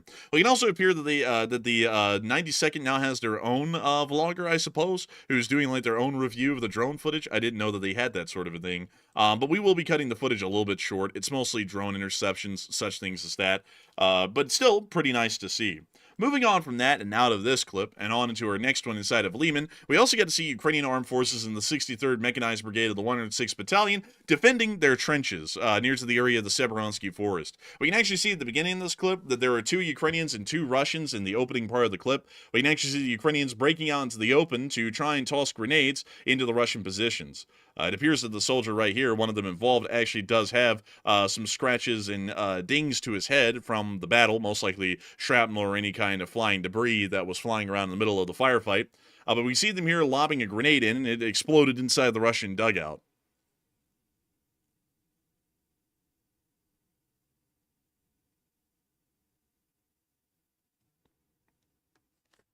We can see here that they are continuing to throw in the grenades and explosives into the Russian position. And also, by the way, we will be getting to that here in a little bit. Matthew, just let you, I had to read that really quick. We haven't gotten around to that yet, but we're about to soon. But we can see here the Ukrainians continuing to bombard the Russians. They actually just took a prisoner right there. Oh, look at that. Looks like he's doing something, having a little bit of a problem there. Whoa, I mean, look at that. He's doing something. But you see the Russian getting on the phone call. He's telling his mom he's scared and he wants to go home. But we now see the Ukrainians bombarding the positions with artillery.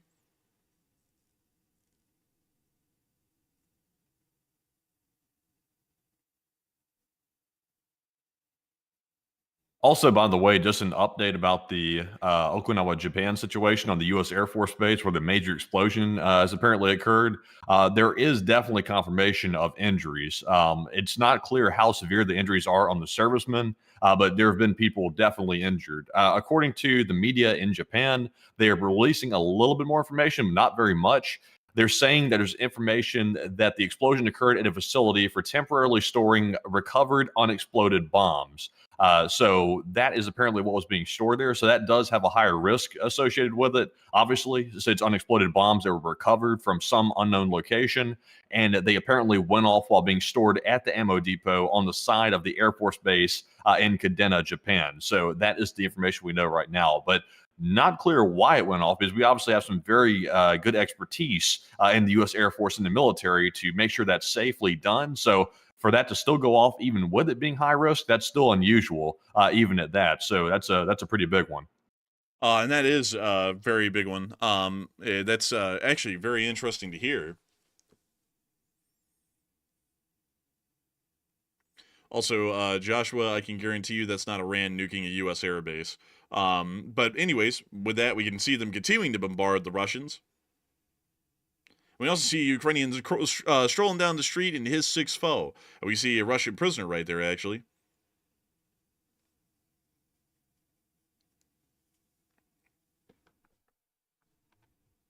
And that's the end of the clip. But moving on from that and further down the line and into Chasiv Yar, into our next clip, we also got to see the Ukrainians hitting electronic warfare systems as well. And we're going to be muting that. But we can see the Russians wandering around here. One of them's shirtless and kind of hanging out, having a fun time. We can then see another one hanging out of a window. A lot of people are hanging around out here, but the Ukrainians are about to start fixing that problem. We now see them hitting the electronic warfare systems, which don't really appear to be doing a lot on the electronic warfare side. It appears to just be existing for the larger part.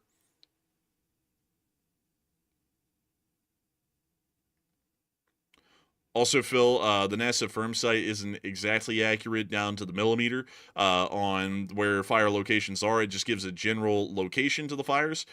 We have seen that multiple times over the years. The fires may show up on the firm satellite where they actually do not exist, although it's a close approximate.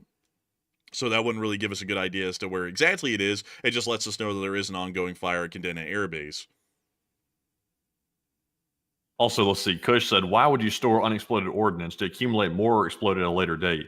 Well, it's all, I mean, everything in an ammunition depot is technically unexploded. But it's just the fact that these are bombs that were apparently recovered from some location. So they were obviously armed in some way. So I'm guessing that maybe they weren't disarmed yet. I'm not sure how that works. I'm not a bomb expert or a bomb disposal person, obviously. So I don't know if you're supposed to disarm it before you take it back to storage, which seems like the most logical way to do it, or if they sometimes have to take it back to a secure location, which would be back at the ammo storage facility, and then try to disarm it. I'm not sure which one it would be. It would make sense for it to be the first one, but I'm just not sure how it would randomly go off if it was being stored there.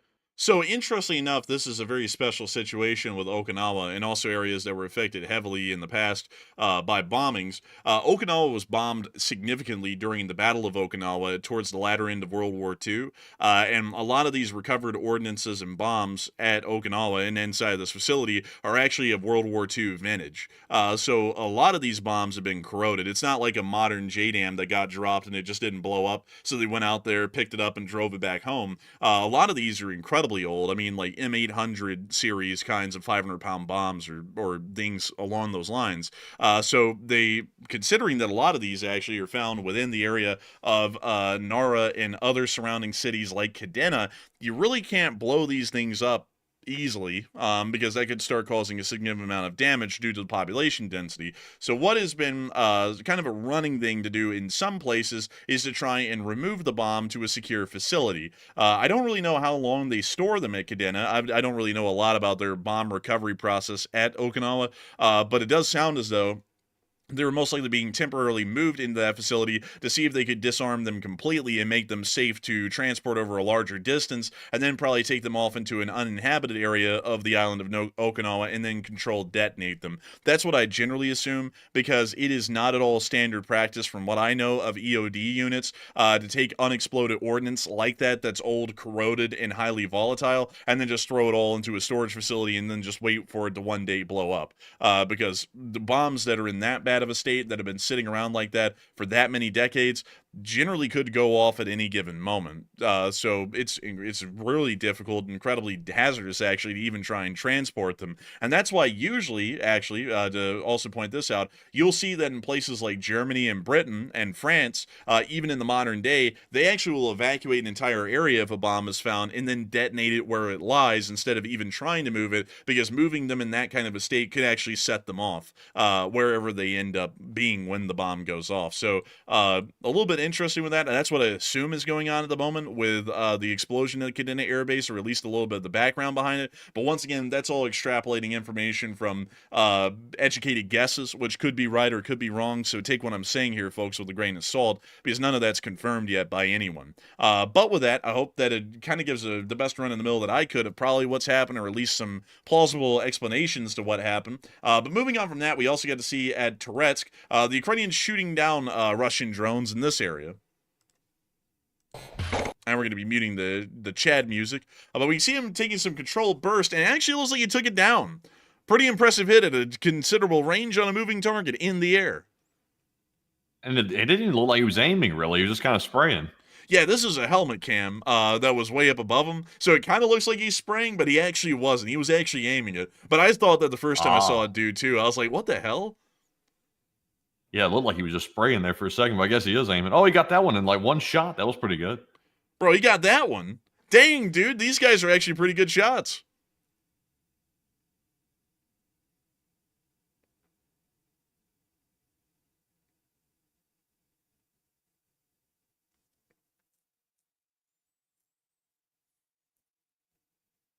Oh, look at that thing. That's hideous. What the hell? It's like a cardboard junk drone or something. That is primitive. Bro, this is like little Johnny's starter RC plane or something that they were blowing up right there. That is a crapper and a half right there. That is terrible looking. Dude, these are absolutely awful. Oh, that thing tried to dodge. Dude, the Russians are actually trying to get a little evasive these days with the drones. Another crapper right here. Supreme crapper. Someone wrote something on that one, but that was the end of the clip. Nice to see that they were taking down the drones. Moving on from that and towards Pokrovsk, we also got to see them hitting Russian forces in the 38th Brigade.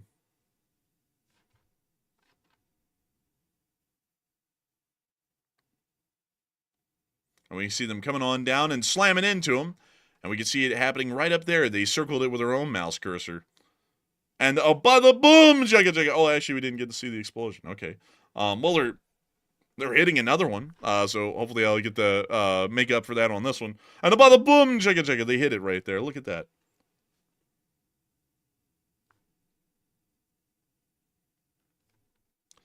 But those are the ends of the clips right there, still showing us the action that was going on near Pokrovsk.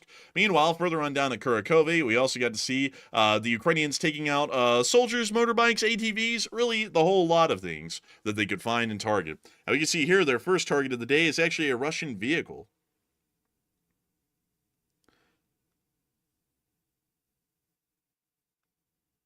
Oh, man, the dirt bike got it.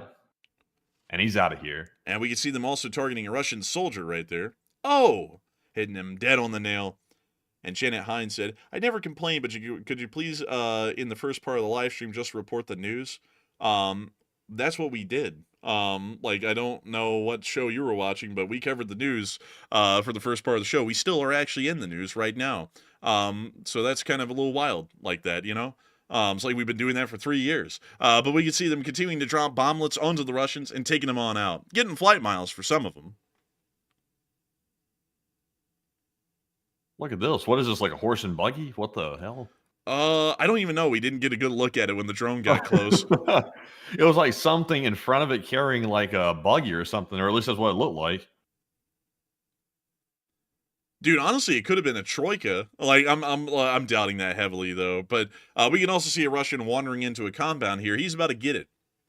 And there he goes in the shed, and here it comes. It's like Amazon Prime same-day delivery. And, oh, he got him. Goodness gracious. But with that, that's the end of the clip right there. Very nice to see. And moving on from that and further on down the line and into Melitopol, we also got to see that a factory now repair facility is on fire. It was once a factory before the Russians invaded this area. It was then turned into a repair facility for Russian vehicles. Something caught it on fire. It was not a Ukrainian attack, but the entire factory did burn down today. Hell, look, those Lowe's sheds they saw outside of Home Depot. Yeah, it kind of did. That was somebody's house. Dude, rip. Oh, look, it's the fire department. I can't believe it. It's the Russian fire department pulling up. I haven't seen them in like years. Actually, correction, Matthew. It is the Ukrainian fire department because this is in occupied Ukraine. That's why you're seeing them. Because in Russia, there is no such thing as a fire department. Even still in occupied Ukraine, there actually are fire departments for the large part. That's insane. Even under occupation, Ukraine can still manage the fire department. The Russians can't. They're not even occupied. It's wild. Man, honestly, clown world that way, really, when you think about it. Also, by the way, it's finally time for us to get to a poll that we haven't been able to get to so far. We did get to see that there have been more defenses added to the Kerch Bridge since the last attack. We can see them right out there.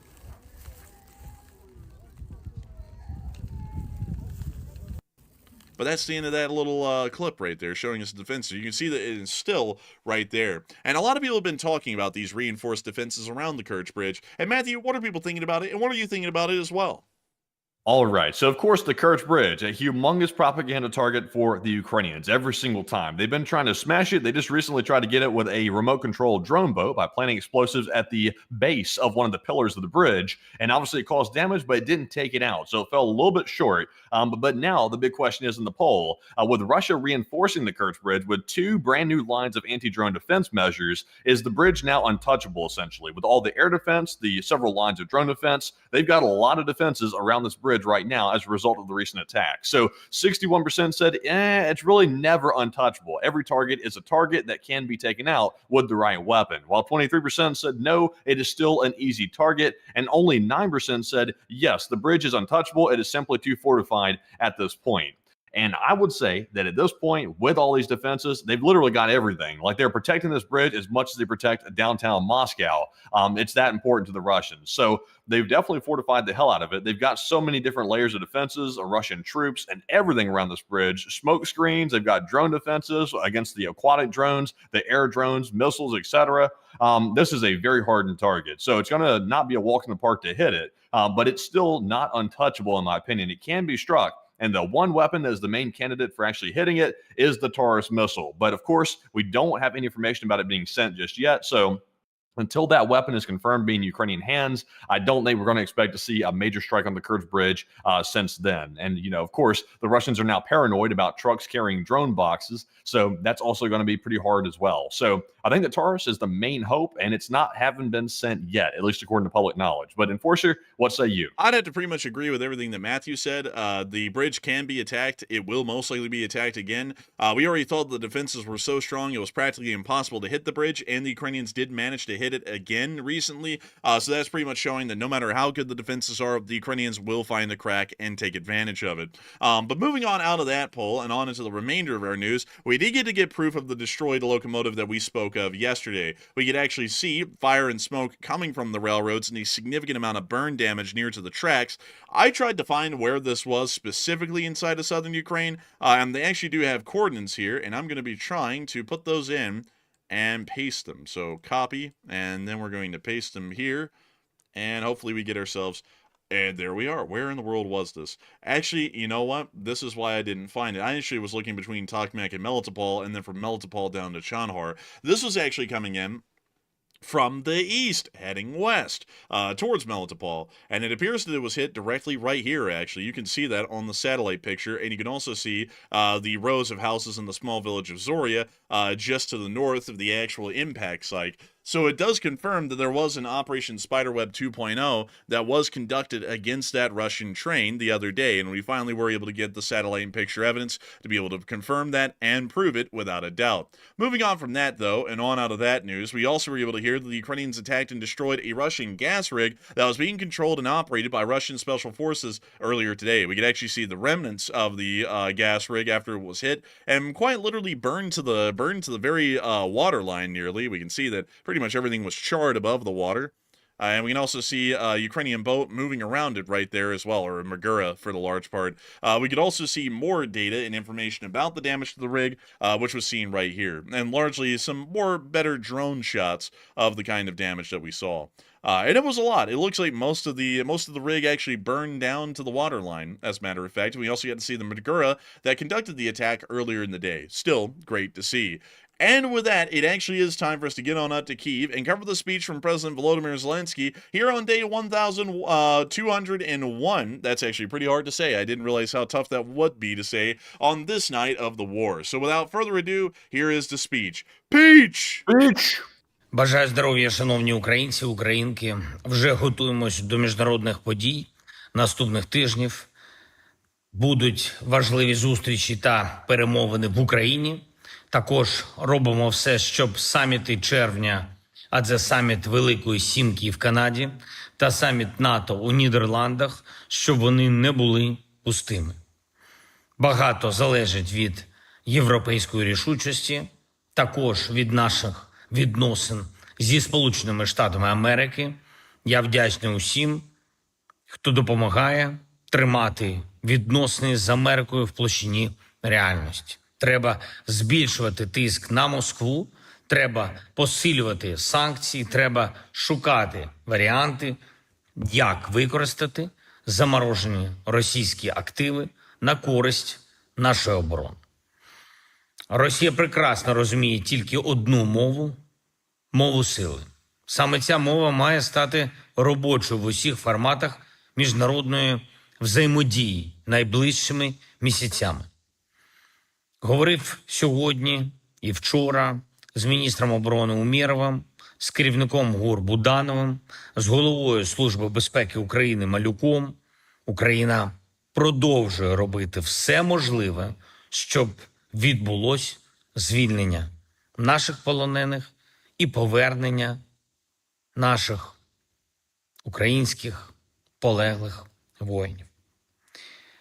Повних списків від Росії на 1000 людей плюс, про що ми домовляли в Стамбулі, досі, на жаль, немає. Тобто російська сторона, як завжди, в своєму дусі, намагається і в цих питаннях розіграти якусь брудну політичну та інформаційну гру. Важливо, щоб був результат.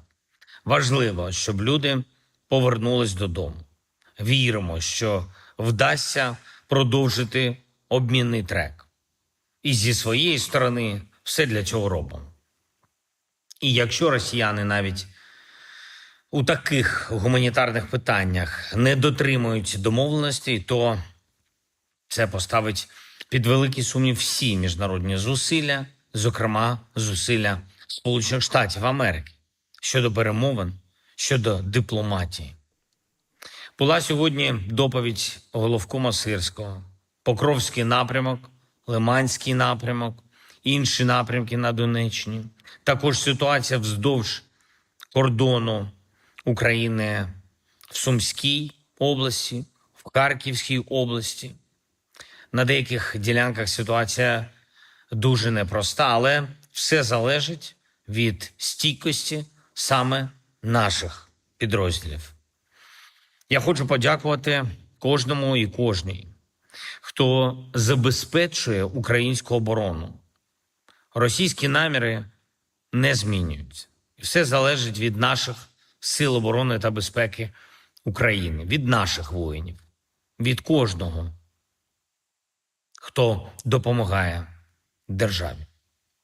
Особливо за цей тиждень я хотів би відзначити воїнів 68-ї окремої єгерської бригади та 72-ї окремої механізованої бригади за результати на Покровському напрямку. В районах проведення Курської операції особливо ефективні 33-й та 225-й штурмові полки.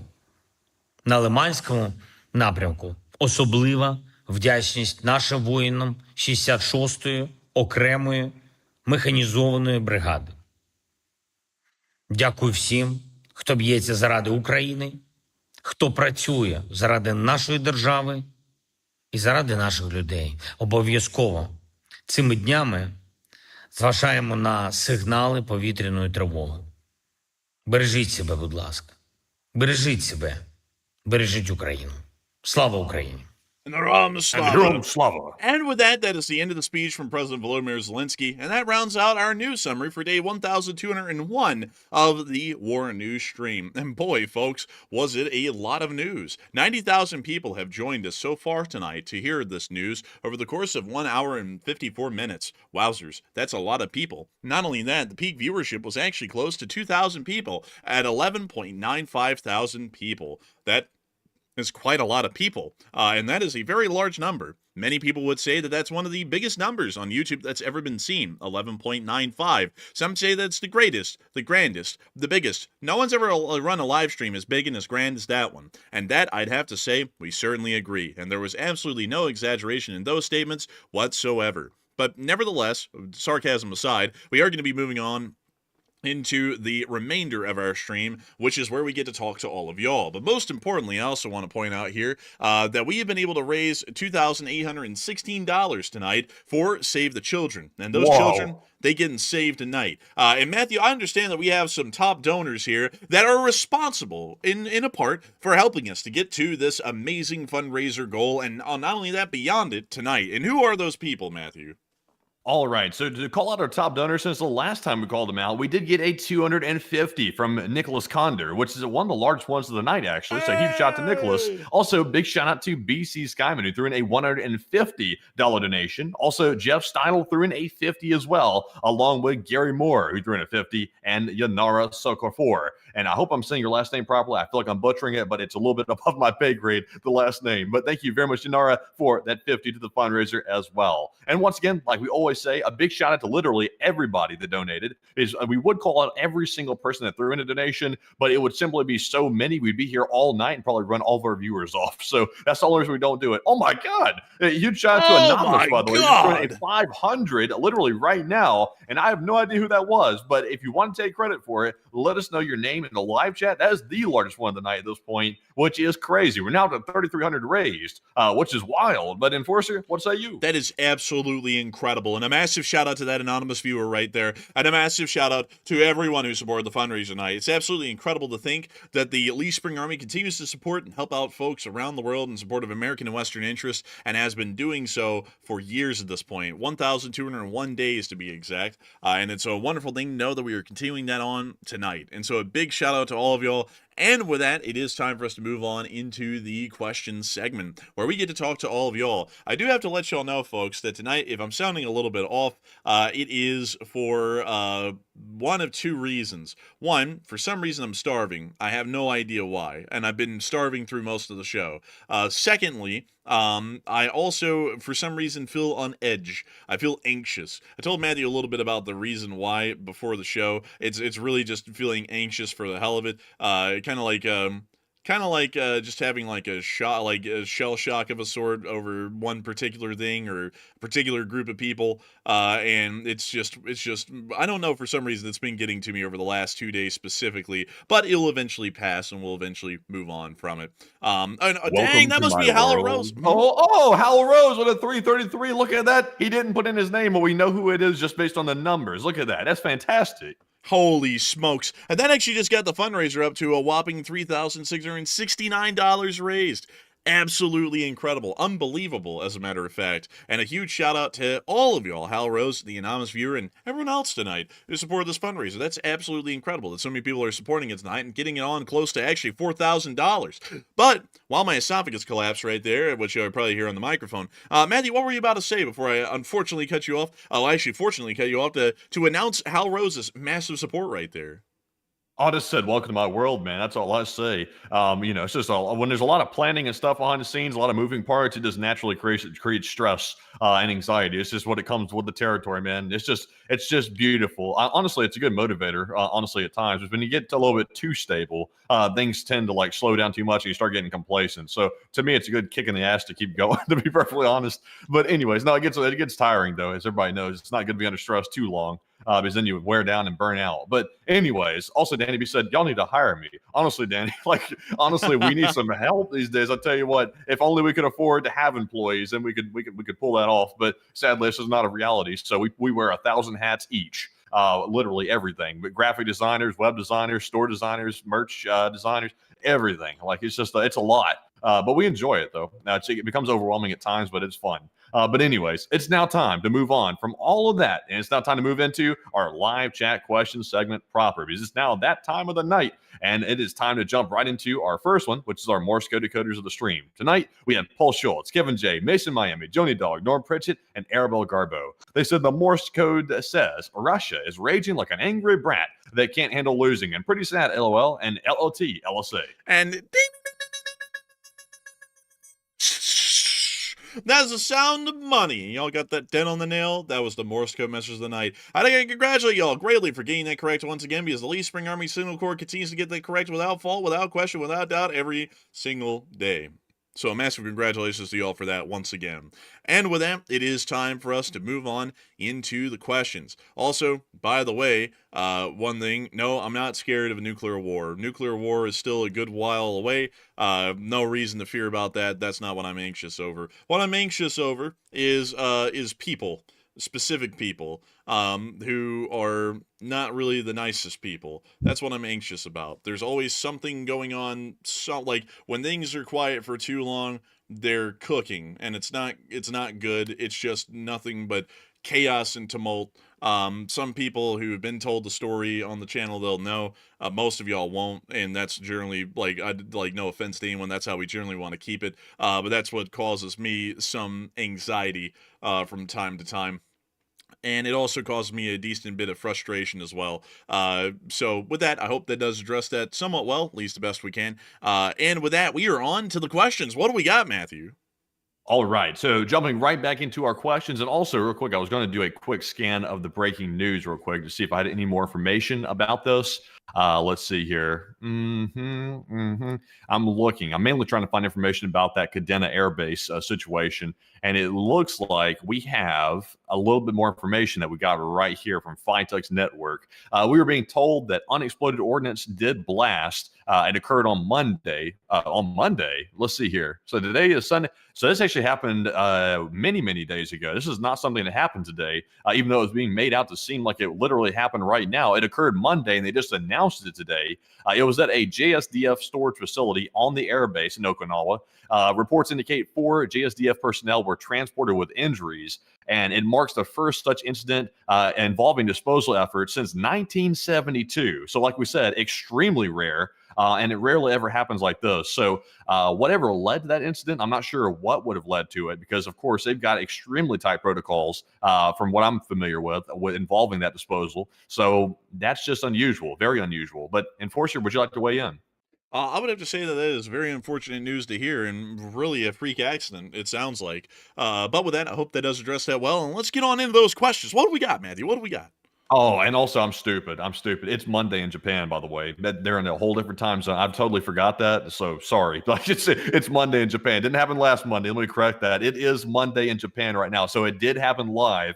And that was my mistake on that one. So sorry about that. But anyways, jumping into our live chat questions proper after that world-class stupid mistake on my part. This first live chat question goes to Dalton, who said, how long do you guys think it's going to take until someone uses a nuke? And thank you, and LSA. I would say that it's still going to be a good ways away, because even if Iran gets a nuke, I think that they're going to be a little bit hesitant about using it, at least for the remainder of this year and on into next year. And on top of that, they can only really use it against Israel. That's really the only target in the area. So that probably will be something that I still think is a good year or two away. Even if it was at the closest to the present, it would still be a year or two away. So I hope that does address that the best I can. And with that, we are on to the next one. All right. Our next live chat question goes to Jeremy, who says, do you think we will go to war with Iran at some point? Is the United States actually going to go to an actual real ground war with Iran?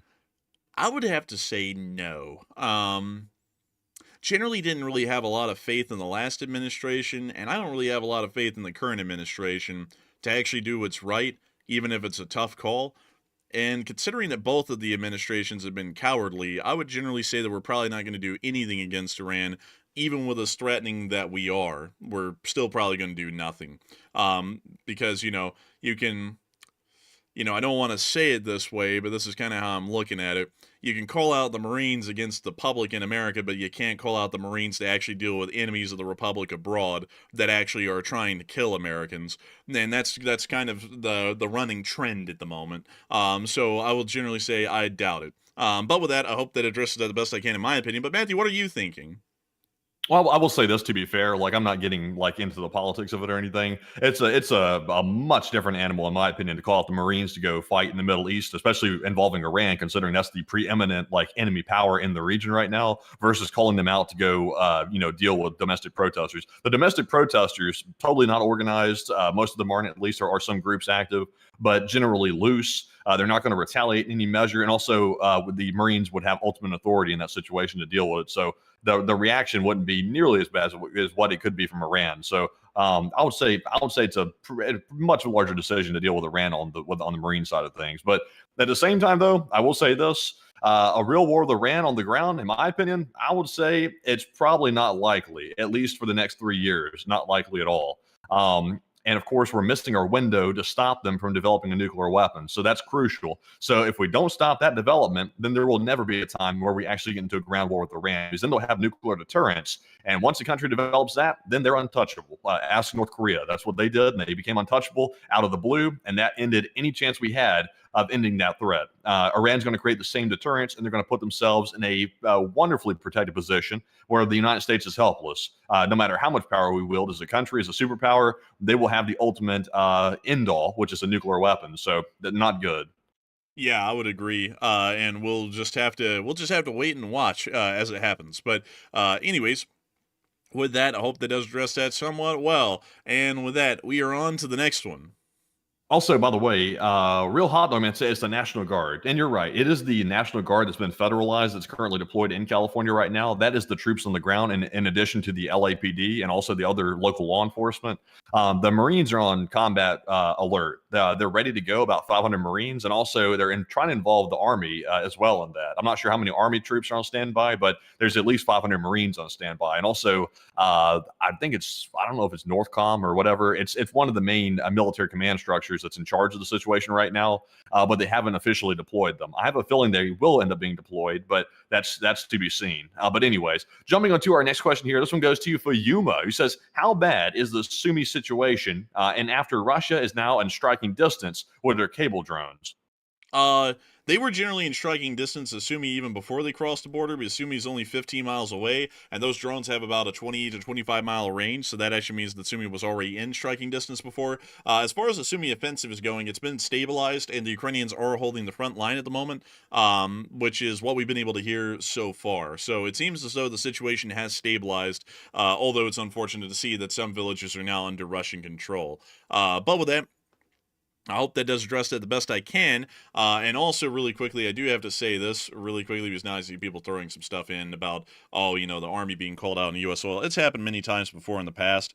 You can literally go and just pull up the endless amounts of examples, like the Newark race riots in the 60s. The Army itself was actually called out to deal with that. Let's see. Let me think of some other things. Oh yeah, I forgot what they were called, but in the 1930s there was a large veterans protest in Washington D.C. that was attempting to try and secure their pensions, and Herbert Hoover called out the Army on them. There was also a time when the Army was called out into Harlan County to deal with the Harlan County War that was pretty much going on, where the miners had rebelled and pretty much created a secessionist region of the country in the 1920s, I believe. So there's been a decent amount of times that the armed forces have been called out inside of the U.S. to deal with situations. It's not something that is wildly rare historically. It's actually something that's happened a good bit. But the thing, the issue with a lot of people talking about this one is that, unlike others where it started and went on for a couple of days or a week or two, and then it was wildly out of control by the time the decision was made, this decision was made on like the first or second day in, if I remember correctly. I actually think it was made within the first 24 hours, which is usually considered a little bit quick. And some critics of the action are saying that it actually is something more akin to just suppressing dissent and pretty much weaponizing the institution of the government, while others are saying that it's rightfully being called forward because these sorts of actions, whether they fall under the First Amendment freedom of expression, shouldn't be tolerated by the federal government, and any action should be taken to pretty much put down the protests or riots, which they've largely turned into riots at this point, because of that reason. So it's a little bit of an interesting kind of a situation with that, but still, it's an interesting one nevertheless. What I'm saying, though, go ahead. Also, by the way, I was going to say real quick, because I see a lot of people bringing up different legal actions the president can take. The Insurrection Act, that's a big one that's involved in the situation. Also, and this is once again Latin, so I'm not very good with it, the Posse Comitatus Act, I believe it said. I'm probably not pronouncing it properly, but that's what it is.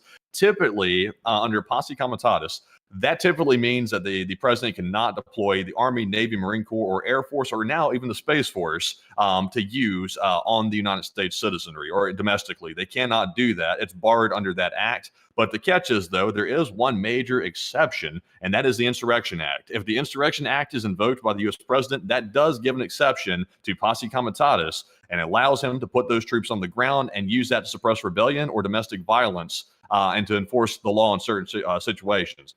The only problem with that, though, is the Insurrection Act is not like a small thing to do. That's a very major thing to do. That's a huge threshold to step over. So to use that casually, that's where the problem's coming into play. That's where some people are finding it controversial, is because that is supposed to be only in situations of extreme unrest or maybe domestic nationwide unrest, and not necessarily just in one localized area in one city in one state. So that's where the problem's coming into play. There's technically nothing illegal about it, but it morally and also ethically, it brings up some concerns. That's where the problem is. So I'm not going to say my opinion. That gets political for me to do that. So I'll just leave it up to everybody to make their own decision on it. But that's the legality of the entire situation. And thank you for sharing that, Matthew, because that's largely how I understood it as well. And hopefully we are giving you all some good information or tidbits of legality about the whole thing. But with that, we are on to the next one. All right, and our next one here goes to AF Kaplan, who said, given the nuclear test in Iran, will Israel finally be allowed to take out Iran's nuclear sites? I would say most likely not, because currently the foreign policy is gripped with a position of cowardice. So I generally still doubt it, even with the given situation that we're seeing right now. As a matter of fact, I'd assume at this point that the president is probably going to start shifting blame on Israel here soon, if we're taking the war in Ukraine with anything to go by. He'll probably start shifting all the blame for this to Israel and saying that they pretty much caused all of this, and then try and make them beg to continue to keep getting American support, just to to have a power play on them at this point. So that's why I generally assume. But with that, I hope that does address it the best I can. And with that, we are on to the next one. All right. And also, let's see here. I was going to address something else as well. Something that's interesting here is I see people in the live chat mentioning that the California state governor did not request the National Guard deployment. And that is true. From what I can tell, it looks like the governor in that state did not request it. But the catch is, though, I believe they've been federalized. I was trying to do a quick checking on that to see if that was the case. Let's see here. Let's see here. Blah, blah, blah, blah, blah, blah, blah, blah. Trying to do some really quick skimming here because I'm not totally up to date on the situation. But I believe if those National Guard troops are federalized, that gives the federal government the authority to order those troops to go in and take authority and also be deployed in that situation. Let's see here. So yeah, the federalization of those troops does give the federal government, according to what I'm reading here, the ability to basically give orders to those troops and basically, for a lack of better words, commandeer them to a large degree. So they can be deployed against the governor's wishes. There's nothing illegal about that. Once again, it's ethically questionable, but there's nothing technically illegal about that. But one thing I will say, me personally, not getting into politics, there is a clear distinction between state rights and the federal government. The federal government is the overall, like, I guess you could say, the supreme law of the land, at least the Constitution, federal law, and things like that, is supposed to trump state law. But at the same time, though, the states are supposed to have autonomy to a large degree, and it's supposed to be respected. So if a state is making a stupid decision and the federal government doesn't like it, they're supposed to defer to the state. If the people in that state deem to be that their elected officials aren't doing their jobs properly and the state's delving into chaos, that's up to those citizens to go take up issue with the state government. The federal government jumping in at the first sign of trouble, that's something that is a little bit unprecedented, and also creates some, like, I guess you could say, concerns about the federal government blurring the lines between state rights and federal rights. That's just what I'm thinking. But Enforcer, would you like to weigh in? Well, that whole deal that you're explaining right there is common in all of 21st century U.S. politics, is that everyone wants to start pretending like the United States is the Russian Federation and states are just administrative oblasts and the federal government controls everything, instead of actually letting the states have their own kind of authority and powers separate from the federal government. It's getting incredibly, I'll be honest with y'all, it actually is fairly annoying to me, that sort of a thing, because I consider that to be extreme federal overreach. And that's kind of funny coming from a political party that's been known historically to at least be always saying for the past few decades that they want to limit the power of the federal government. And now at this point, it seems like they weaponize the federal government to pretty much just override states whenever they want to, as much as anyone else does. So a little bit ironic with that one. But anyways, with that, I hope that it does address that well. And with that, we are on to the next one. And our next one here goes to Uncovered Cube 7, who said, do you think let's see here. He said, do you think the protests right now in America are being influenced by global conflict?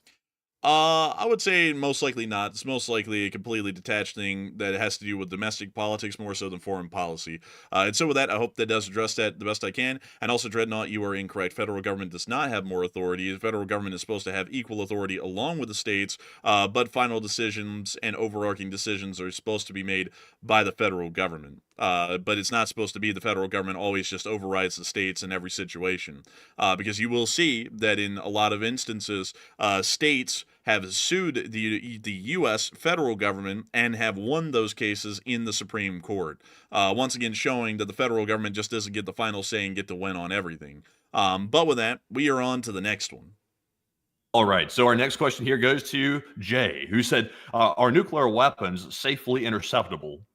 Nuclear weapons are not necessarily safely interceptable. They are interceptable, but it's a lot better to intercept them, even if it isn't necessarily safe, than it is to let them detonate over their targets. So that would be the best answer I can give to that one. Kind of, sort of better than the alternative. And so with that, I hope that does address that the best I can. And with that, we are on to the next one. All right, so our next one here, also, by the way, I see Hokey Redneck saying states are more important. That's actually something there, which is actually a debate. It depends on what side of politics you fall on, whether or not you believe in a big federal government or a large state government. Me personally, I think the country was founded on the idea that states were the United States of America and not the United Federal Government of America. So I think it was founded with the intent states were supposed to have autonomy. I think that was pretty clear to me as well. But, naturally, when you have a body like the federal government, it's going to want to flex its muscles if it can, but it's up to the states to push back on that. If the states don't push back on it, the federal government's going to become huge, and it's going to probably subvert the original intent of the founders. So that's where we're finding ourselves today, unfortunately. But anyways, jumping into our next one here, this one goes to Clayton Welke, who said, is the United States still helping Ukraine with military help or not? To some extent we are, but not as much as we used to. So it went from like a slow roll to hardly a trickle, but there still is technically a trickle going at this point. And so with that, I hope that has addressed it the best I can. And with that, we are on to the next one. And this one goes to Damian Lee, who said, is it possible Russia would use chemical weapons? It is, well, technically they're already using chemical weapons in the form of chloropicrin, which is a spicier form of tear gas. So yes, it is possible that they could use chemical weapons, considering that they're already largely using one that is banned in warfare. So with that, I hope that does address that the best I can. And with that, we are on to the next one. And this one goes to AF Kaplan, who said, how much does Russia factor into these latest developments in Iran? And do you think they aided Iran with these nuclear tests? I would largely say that they haven't helped out the Islamic Republic of Iran at all, in my opinion. The Iranians have been doing this on their own, and their developmental speed and process, from what we know publicly, seems to line up with the idea that they have been at this for decades, and this is entirely an organic process inherently inside of Iran and doesn't have anything to do with any foreign actors. And so with that, I hope that does address that the best I can, at least off of the information that we have right now. And with that, we are on to the next one. All right, and our next one is going to go to Canada is Sovereign, who said, will Israel take out the Iranian nuke capacity without the United States? Possibly, but most likely not, considering that the IAEA also said that these facilities are so far underground that precision strikes from an airstrike, say, wouldn't be able to really cause damage to them. The Israelis could bomb them, but the damage would most likely be superficial, from what we know at the moment. So I hope that does address that the best I can. And also, I saw, man. Oh, I gotta say, folks, the mental gymnastics some people try and do. So let me get this one, because this one's just wild to me. I don't even get the logic. Cooking with Kale said, the National Guard was not called into LA to police U.S. citizens. They're there to police illegal aliens. So how in the world is the National Guard going, okay, so these are the citizens and these are not the citizens? You know what, a National Guard guy, you know what Dale is seeing when he hops out of his MRAP in LA right now? He's seeing people in front of them. They're not going around asking them all, okay, proof of citizenship, everyone, before we beat you over the head with this baton here. Let's get your proof of citizenship. Okay, if you're a citizen, we're not touching you. If you're an illegal, we're beating you with a cane. Like, they're not doing that. It's being called out against everyone down there. Those kinds of mental gymnastics get exhausting to me, dude. Like, I don't even know how the hell people come up with this kind of goofy shit. Because if you sit there and tell me, oh, hey, like, the cops are coming out here, to just, like, the cops are coming out here to raise Cain in Birmingham, but they're not going to be raising Cain against you guys. How the hell do we even know? How the hell do they even know what you guys are? They don't even know who the hell we are. We're just blending in with the rest of the crowd. Come on, think with your head a little bit. Like, I beg of people to do that a little bit when you talk about politics, because so many people do these stupid ass gymnastics. Y'all act like y'all are trying to win a gold medal at the Olympics with the amount of gymnastics y'all do to come up with this goofy stuff. Like, oh, they're not. They're just here for the illegals, because they already know everyone who's an illegal. Like, they have like little name tags above their head like Call of Duty, and they're red for the illegals and they're white for the citizens, and they're only going to be beating the people who are the illegals, not everyone else. You have to understand, bro, it's a 4D chess move.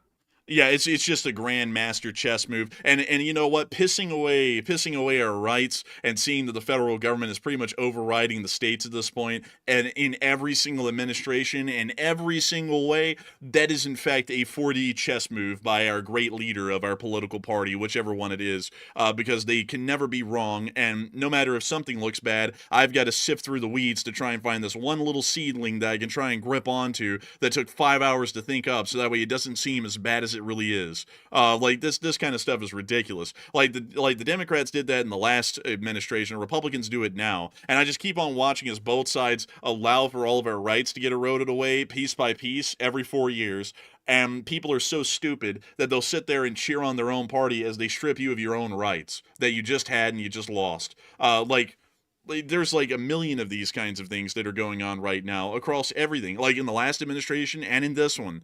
And I just keep on watching the same, like, they're different people, but it's the same mindset of people keep on pissing away everyone's rights for free. And it's just so annoying. It's just so stupid to watch. Like I gotta be honest with you, man. Like your comment there actually aggravates me greatly, because coming up with just stupid claims like that don't even make any sense when you think about it in a practical term.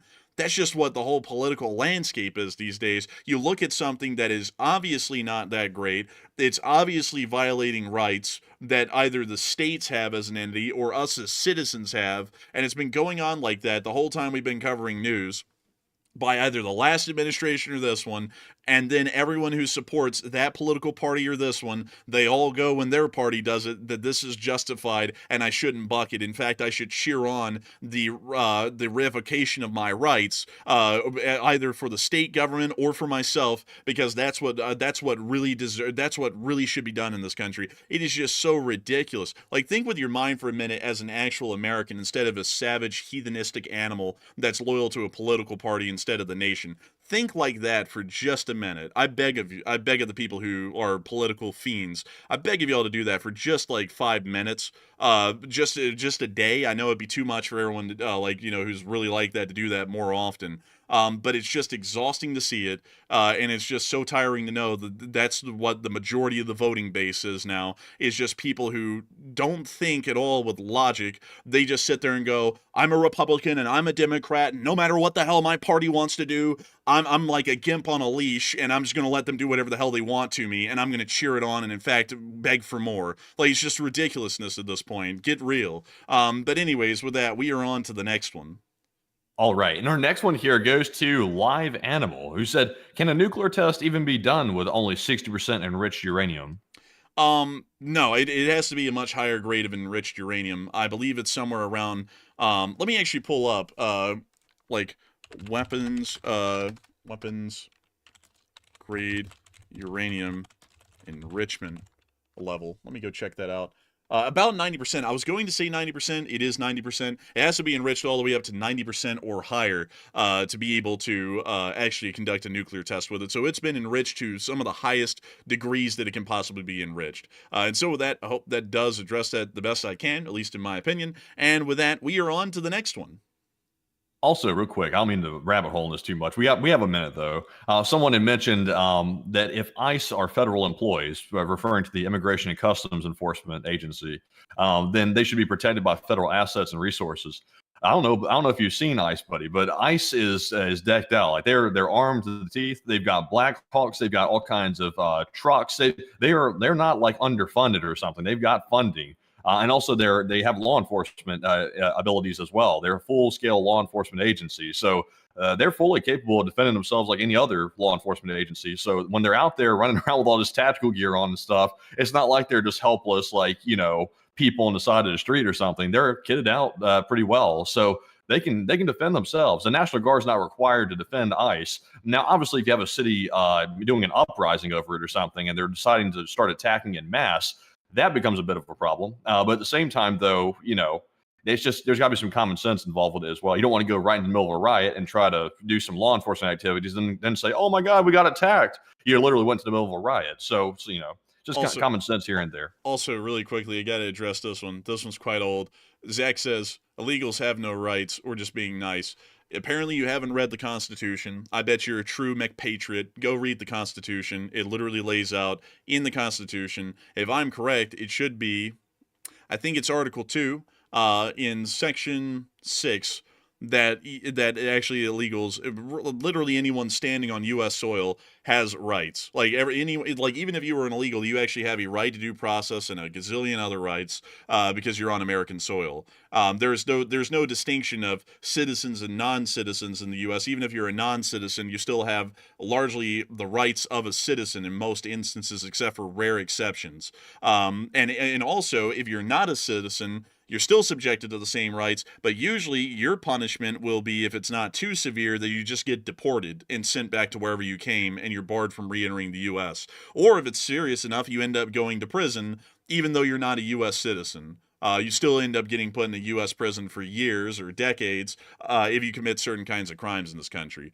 So please, I beg of you, McPatriot, go read your Constitution instead of just acting like, I swear to uphold the Constitution. Why don't you read it for once instead of coming in here and acting like you know everything and you haven't even taken the time to read probably one of the shortest governmental constitutions in the world. It's one of the shortest. Like hell, you would have a blast, man, knowing what the Constitution of the state of Alabama is. It's the second longest constitution, on Earth. I think it's something like 1,000 something pages long. Like, if you can't even read the 8-page Constitution that we have for the federal government, I'm having a feeling that you probably don't even know the laws or rights that you have in your own state with that kind of ignorance. But anyways, with that, we are on to the third to last question of the night. All right, and this one goes to Jessica Byrne, who said, do you think the other countries on Ukraine's side will step up and assist Ukraine more, for example, with drones, ammo, etc.? We do know that the French and the British, as well as the Germans, are spearheading those kinds of actions. So yes, it seems as though if the U.S. isn't around, the Europeans are pretty much trying to pick up the tab as much as they can and might be able to float it somehow, at least from what we can see so far. So with that, I hope that does address that the best I can, at least in my opinion. And with that, it is time for us to move on to the next one. As someone, you know what? Let's go pull that up, Matthew. Immigration, customs, enforcement, equipment. Let's see here. Let's go find their equipment. But someone just wanted to say the enforcers are idiots because the ICE doesn't have a helicopter. Their helicopters are run by the military. Like, they can't have one. So let's see here. Weapons and equipment. Let's see here. Immigration law. Let's see here. Dang, did they not? Let me just go get them. Let's see. Helicopters. I'm going to go find it too. Here we go. So here's one right here. That's I'm pretty sure, buddy, since you want to be so smart, Darian Rowan, that says on the side of that helicopter, U.S. Customs and Border Protection. That doesn't look to me like it says U.S. Department of Defense or the Department of the Army. That looks to me like it says U.S. Customs and Border Protection. So it seems like it might be a little ignorant and really just kind of writhing in ignorance. Please, folks, if you're going to come in here and be a smartass, which you're going to get banned anyways, make sure to actually have your facts lined up in a row instead of just saying stupid things that have no backing. Because there's a difference in between actually knowing what's going on and then being like that idiot on the police body cameras who just starts yelling, I know my rights, as they don't even know their rights. Like, please be the other kind of a person that actually knows what you're talking about if you're going to correct us. And also, if you're going to have like your last 5 minutes of fame on the channel by going off, that's not going to last too long. Also, by the way, here's another one.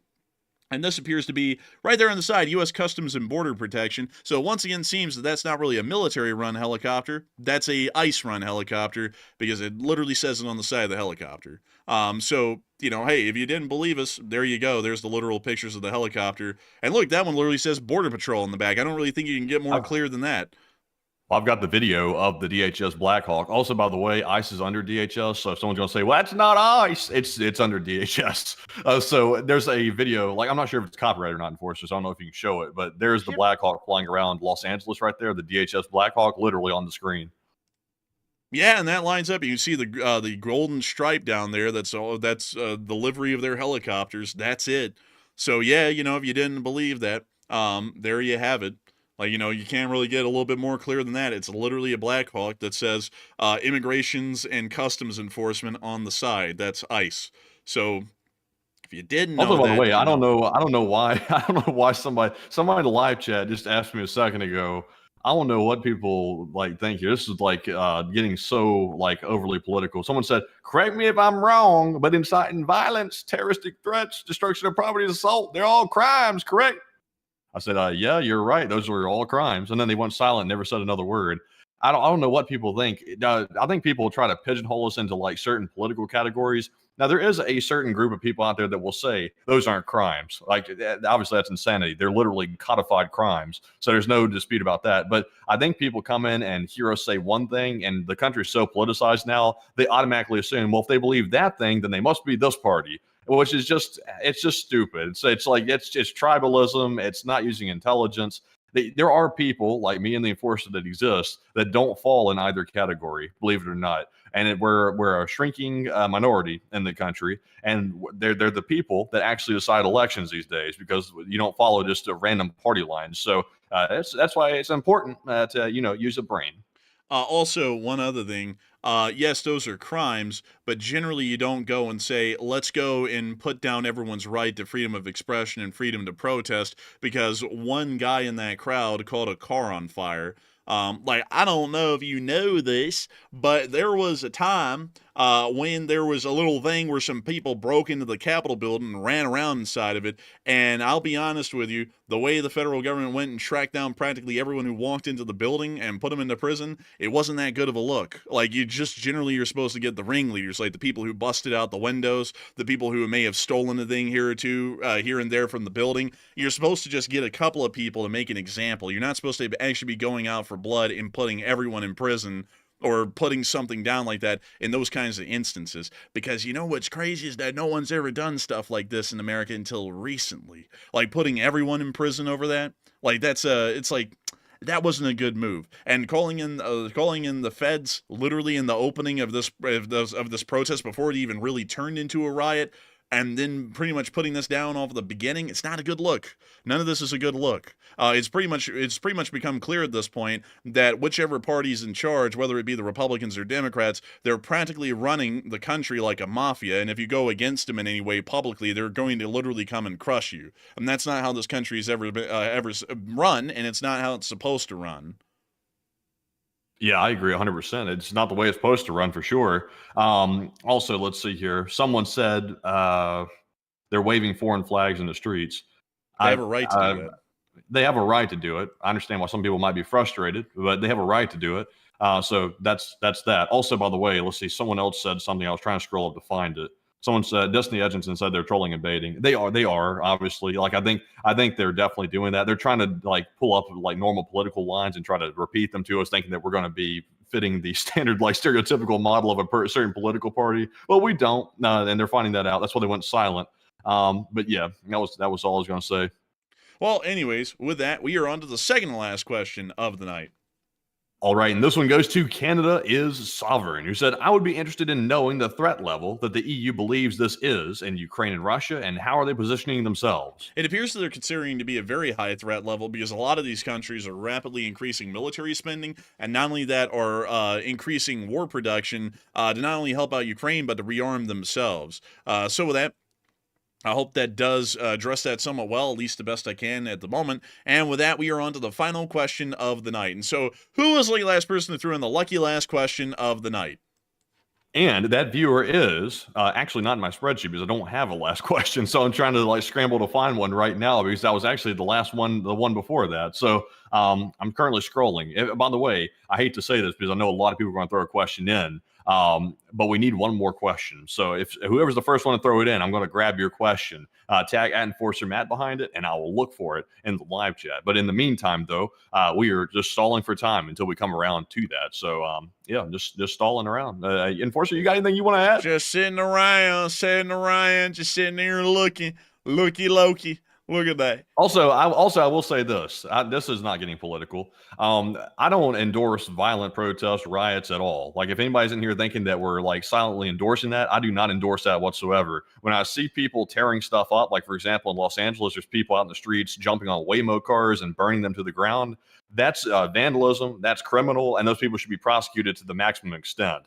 No question about that. You don't have a right in America to go out and destroy other people's property just because you're frustrated. That's criminal. And there's no debate about that whatsoever. I don't care what anybody's saying about that. They get put away. But the thing is, though, the police, the local law enforcement in the area, they're capable of handling that. They can go lock those people up and throw them away. And if the law enforcement in that area is too stupid to do that, well, I mean, that's the fault of the people that voted those people in. So if you've elected dumb people that don't know how to lock people up for committing crimes, that's the people's problem in that area. That's not the rest of the country's problem. That's the people's problem in Los Angeles. So, I mean, that's the way I see it. We're too busy to jump in other people's business. And instead of just letting them handle it, we have to let them suffer the consequences. If they elected stupid people that can't lock criminals up, let them suffer the consequences. Maybe they'll vote different next time and they'll learn from it. Man, someone in the chat said, Zachary Krofsky said, they're basically conquering California using our literature against us.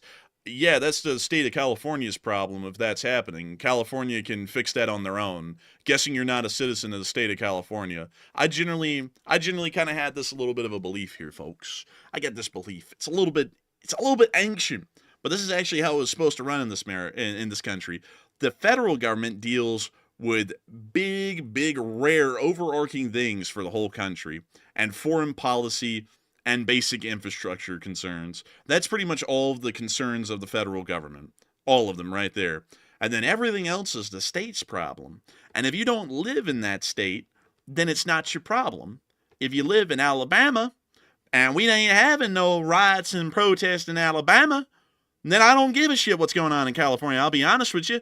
Because it's not happening here in Alabama. Now, if it happens in Alabama and I don't like what's going on, I might change the way I vote next election. That's how it works. I don't know why the hell people in Nebraska are acting like they got an invested stake or a stock in California. I don't get it. Like, if you're in California and you don't like it, then you actually got a decent, damn good reason to say you don't like it, because it's in your state. And so if you don't like it, elect someone different. If you're in Utah, if you're in New York, if you're in Pennsylvania, or if you're in Georgia or Alabama or Florida or any other state that's not California, I don't know how the hell that is your problem, because it is not your state.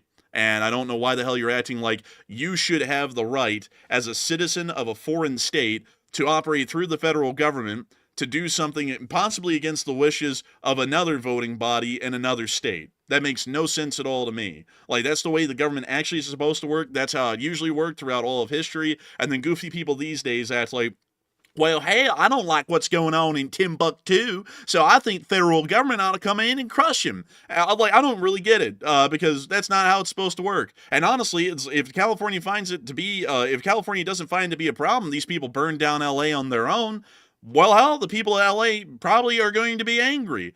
And that's probably going to change how they vote in the next state election. They might see a whole new change in government. Maybe their current governor will be gone, and maybe they'll see a totally different change in their policy. Maybe they won't, but that's their problem. And another thing, too, for the people that are like so anxious to get the federal government involved in everything, they're like, oh, California is letting people burn stuff to the ground and the police aren't responding strong enough to an Alabama citizen's liking. It's like, first of all, that's not your state. If you're an Alabama citizen and you live in Alabama, concern yourself with Alabama and not California in Los Angeles. You don't even live there. And most people in Alabama have not even stepped foot in Los Angeles once in their life. So to take issue with that just shows they're looking to like just cause rage about something. And then they're like, let's send in the federal government to Los Angeles like at the drop of a hat, just in the first sign of trouble to go take them down. Well, you know, you're actually spending federal government money to go do that. So you're wasting federal resources. You're wasting money, your taxpayer dollars that the Alabama citizen paid that's so anxious to go deploy those forces on a place that doesn't even involve you, that they could handle it on their own if you let them just handle it first. Now, if it spreads to the entire city of Los Angeles and starts spreading nationwide, then you might need to go send the federal government out to go tend to it. That's warranted at that point.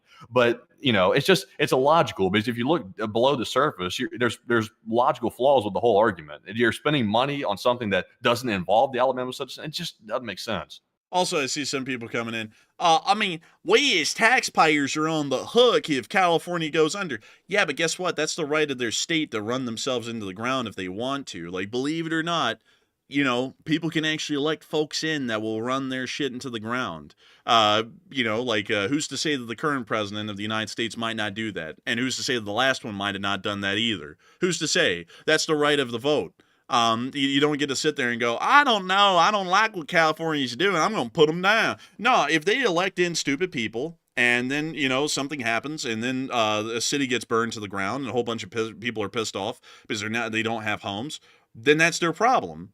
They probably need to elect a new state government. The federal government isn't here to act like they are the ones who run the country. The states actually run what goes on inside of their own borders. The federal government's here to deal with overarching issues, and that's about it. And so and also now I see a lot of people saying they have the largest GDP, so that's really our justification for going there and treating them differently. What does that have to do with anything? So if we're in the state of Alabama, which we don't have a GDP, you're pretty much saying that anything could happen in Alabama. Like the governor could just orchestrate a genocide with concentration camps, and we'll just overlook that because Alabama isn't an economic moneymaker or a big player. But if the state of California has an issue because they have a lot of money, then the federal government pretty much just says, you know what, we're going to run California like a federal district instead of a state. You know what's ironic about that? What? Is I don't even know if I can say this without getting political, but I'll keep it as neutral as possible.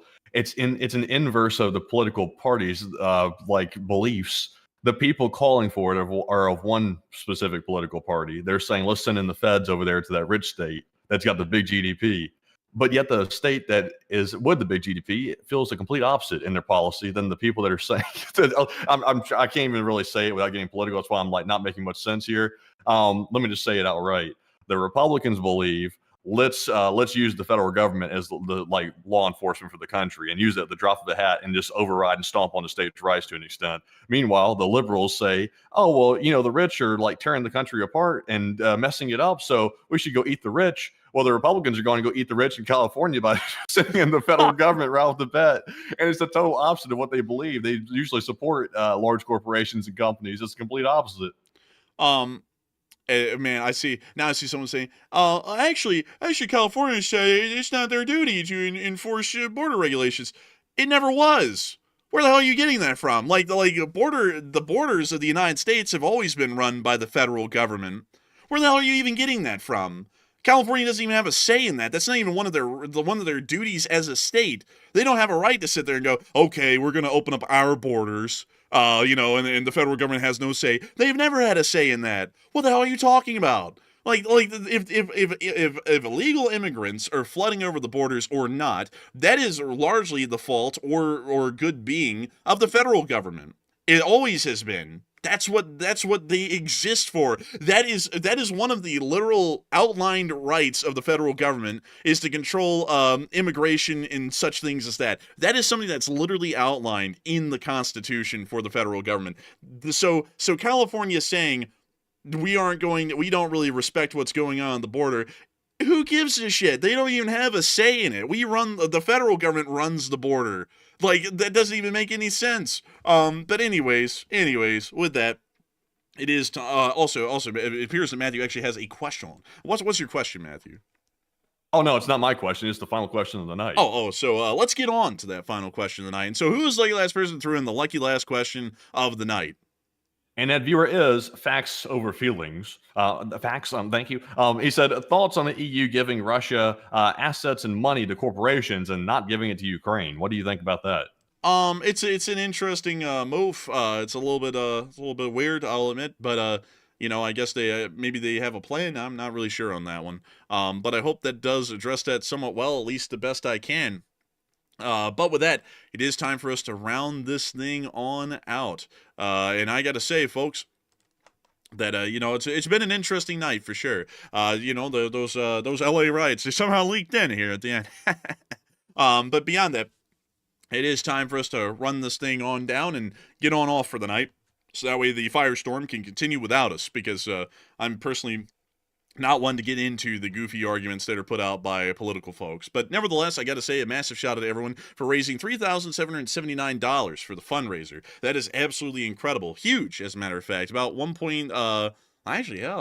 about 1.3 thousand more than the goal. That's actually pretty impressive right there. And I got to thank all of y'all once again for continuing to support that fundraiser. I also got to say, folks, that it's been an interesting discussion here in the end. Seeing a lot of weird things being brought up. A lot of people who really don't understand the law. But that's okay. That's okay, because if you don't understand the law, that's all right. The government understands. Well, I don't know if they understand. No, they don't. No, they don't. No, they don't. Oh, hell. Let's all piss our rights away. Anyways, with that, folks, I'll see you all around. Maybe tomorrow we'll wake up and martial law has been declared. Maybe not. But still, I thank you all so much once again for watching, and we will see you all on Tuesday at 10 p.m. Eastern Time to cover the next 48 hours of news from around the world. And so with that, good night, good luck, take care, stay safe, and Slava Ukraini, and long live the Lee Spring Army, and the Lee Spring Army will never die. All right. And with that, folks, thank you all for another great Sunday night fundraiser stream where we raised a whopping $3,779, which is well above the $2,500 goal. And a huge shout to everybody for helping make that possible once again. Once, of course, we've smashed that goal for another night. And also someone said, are you guys lawyers? No, I'm not. No. But I did go to law school for a whole year, though. So I got the basics down pat. And also I come from a family of legal people. So I know a thing or two. I'm not an expert, but I know a little thing or two and also know how to read. So that's another good thing as well. It's good to know how to read in 2025. But anyways, thank you all for watching. And a huge shout out to all 101,000 people that joined us by the end of the stream and all 3,500 likes that we also got on the stream as well. And we will be seeing you all on Tuesday night at 10 p.m. Eastern and also maybe midday tomorrow on our Monday day off for a short war video if there is enough news to cover. And of course, I'll be the one doing that tomorrow if there is enough news. So be tuned for that. But with that, thank you all once again and good night.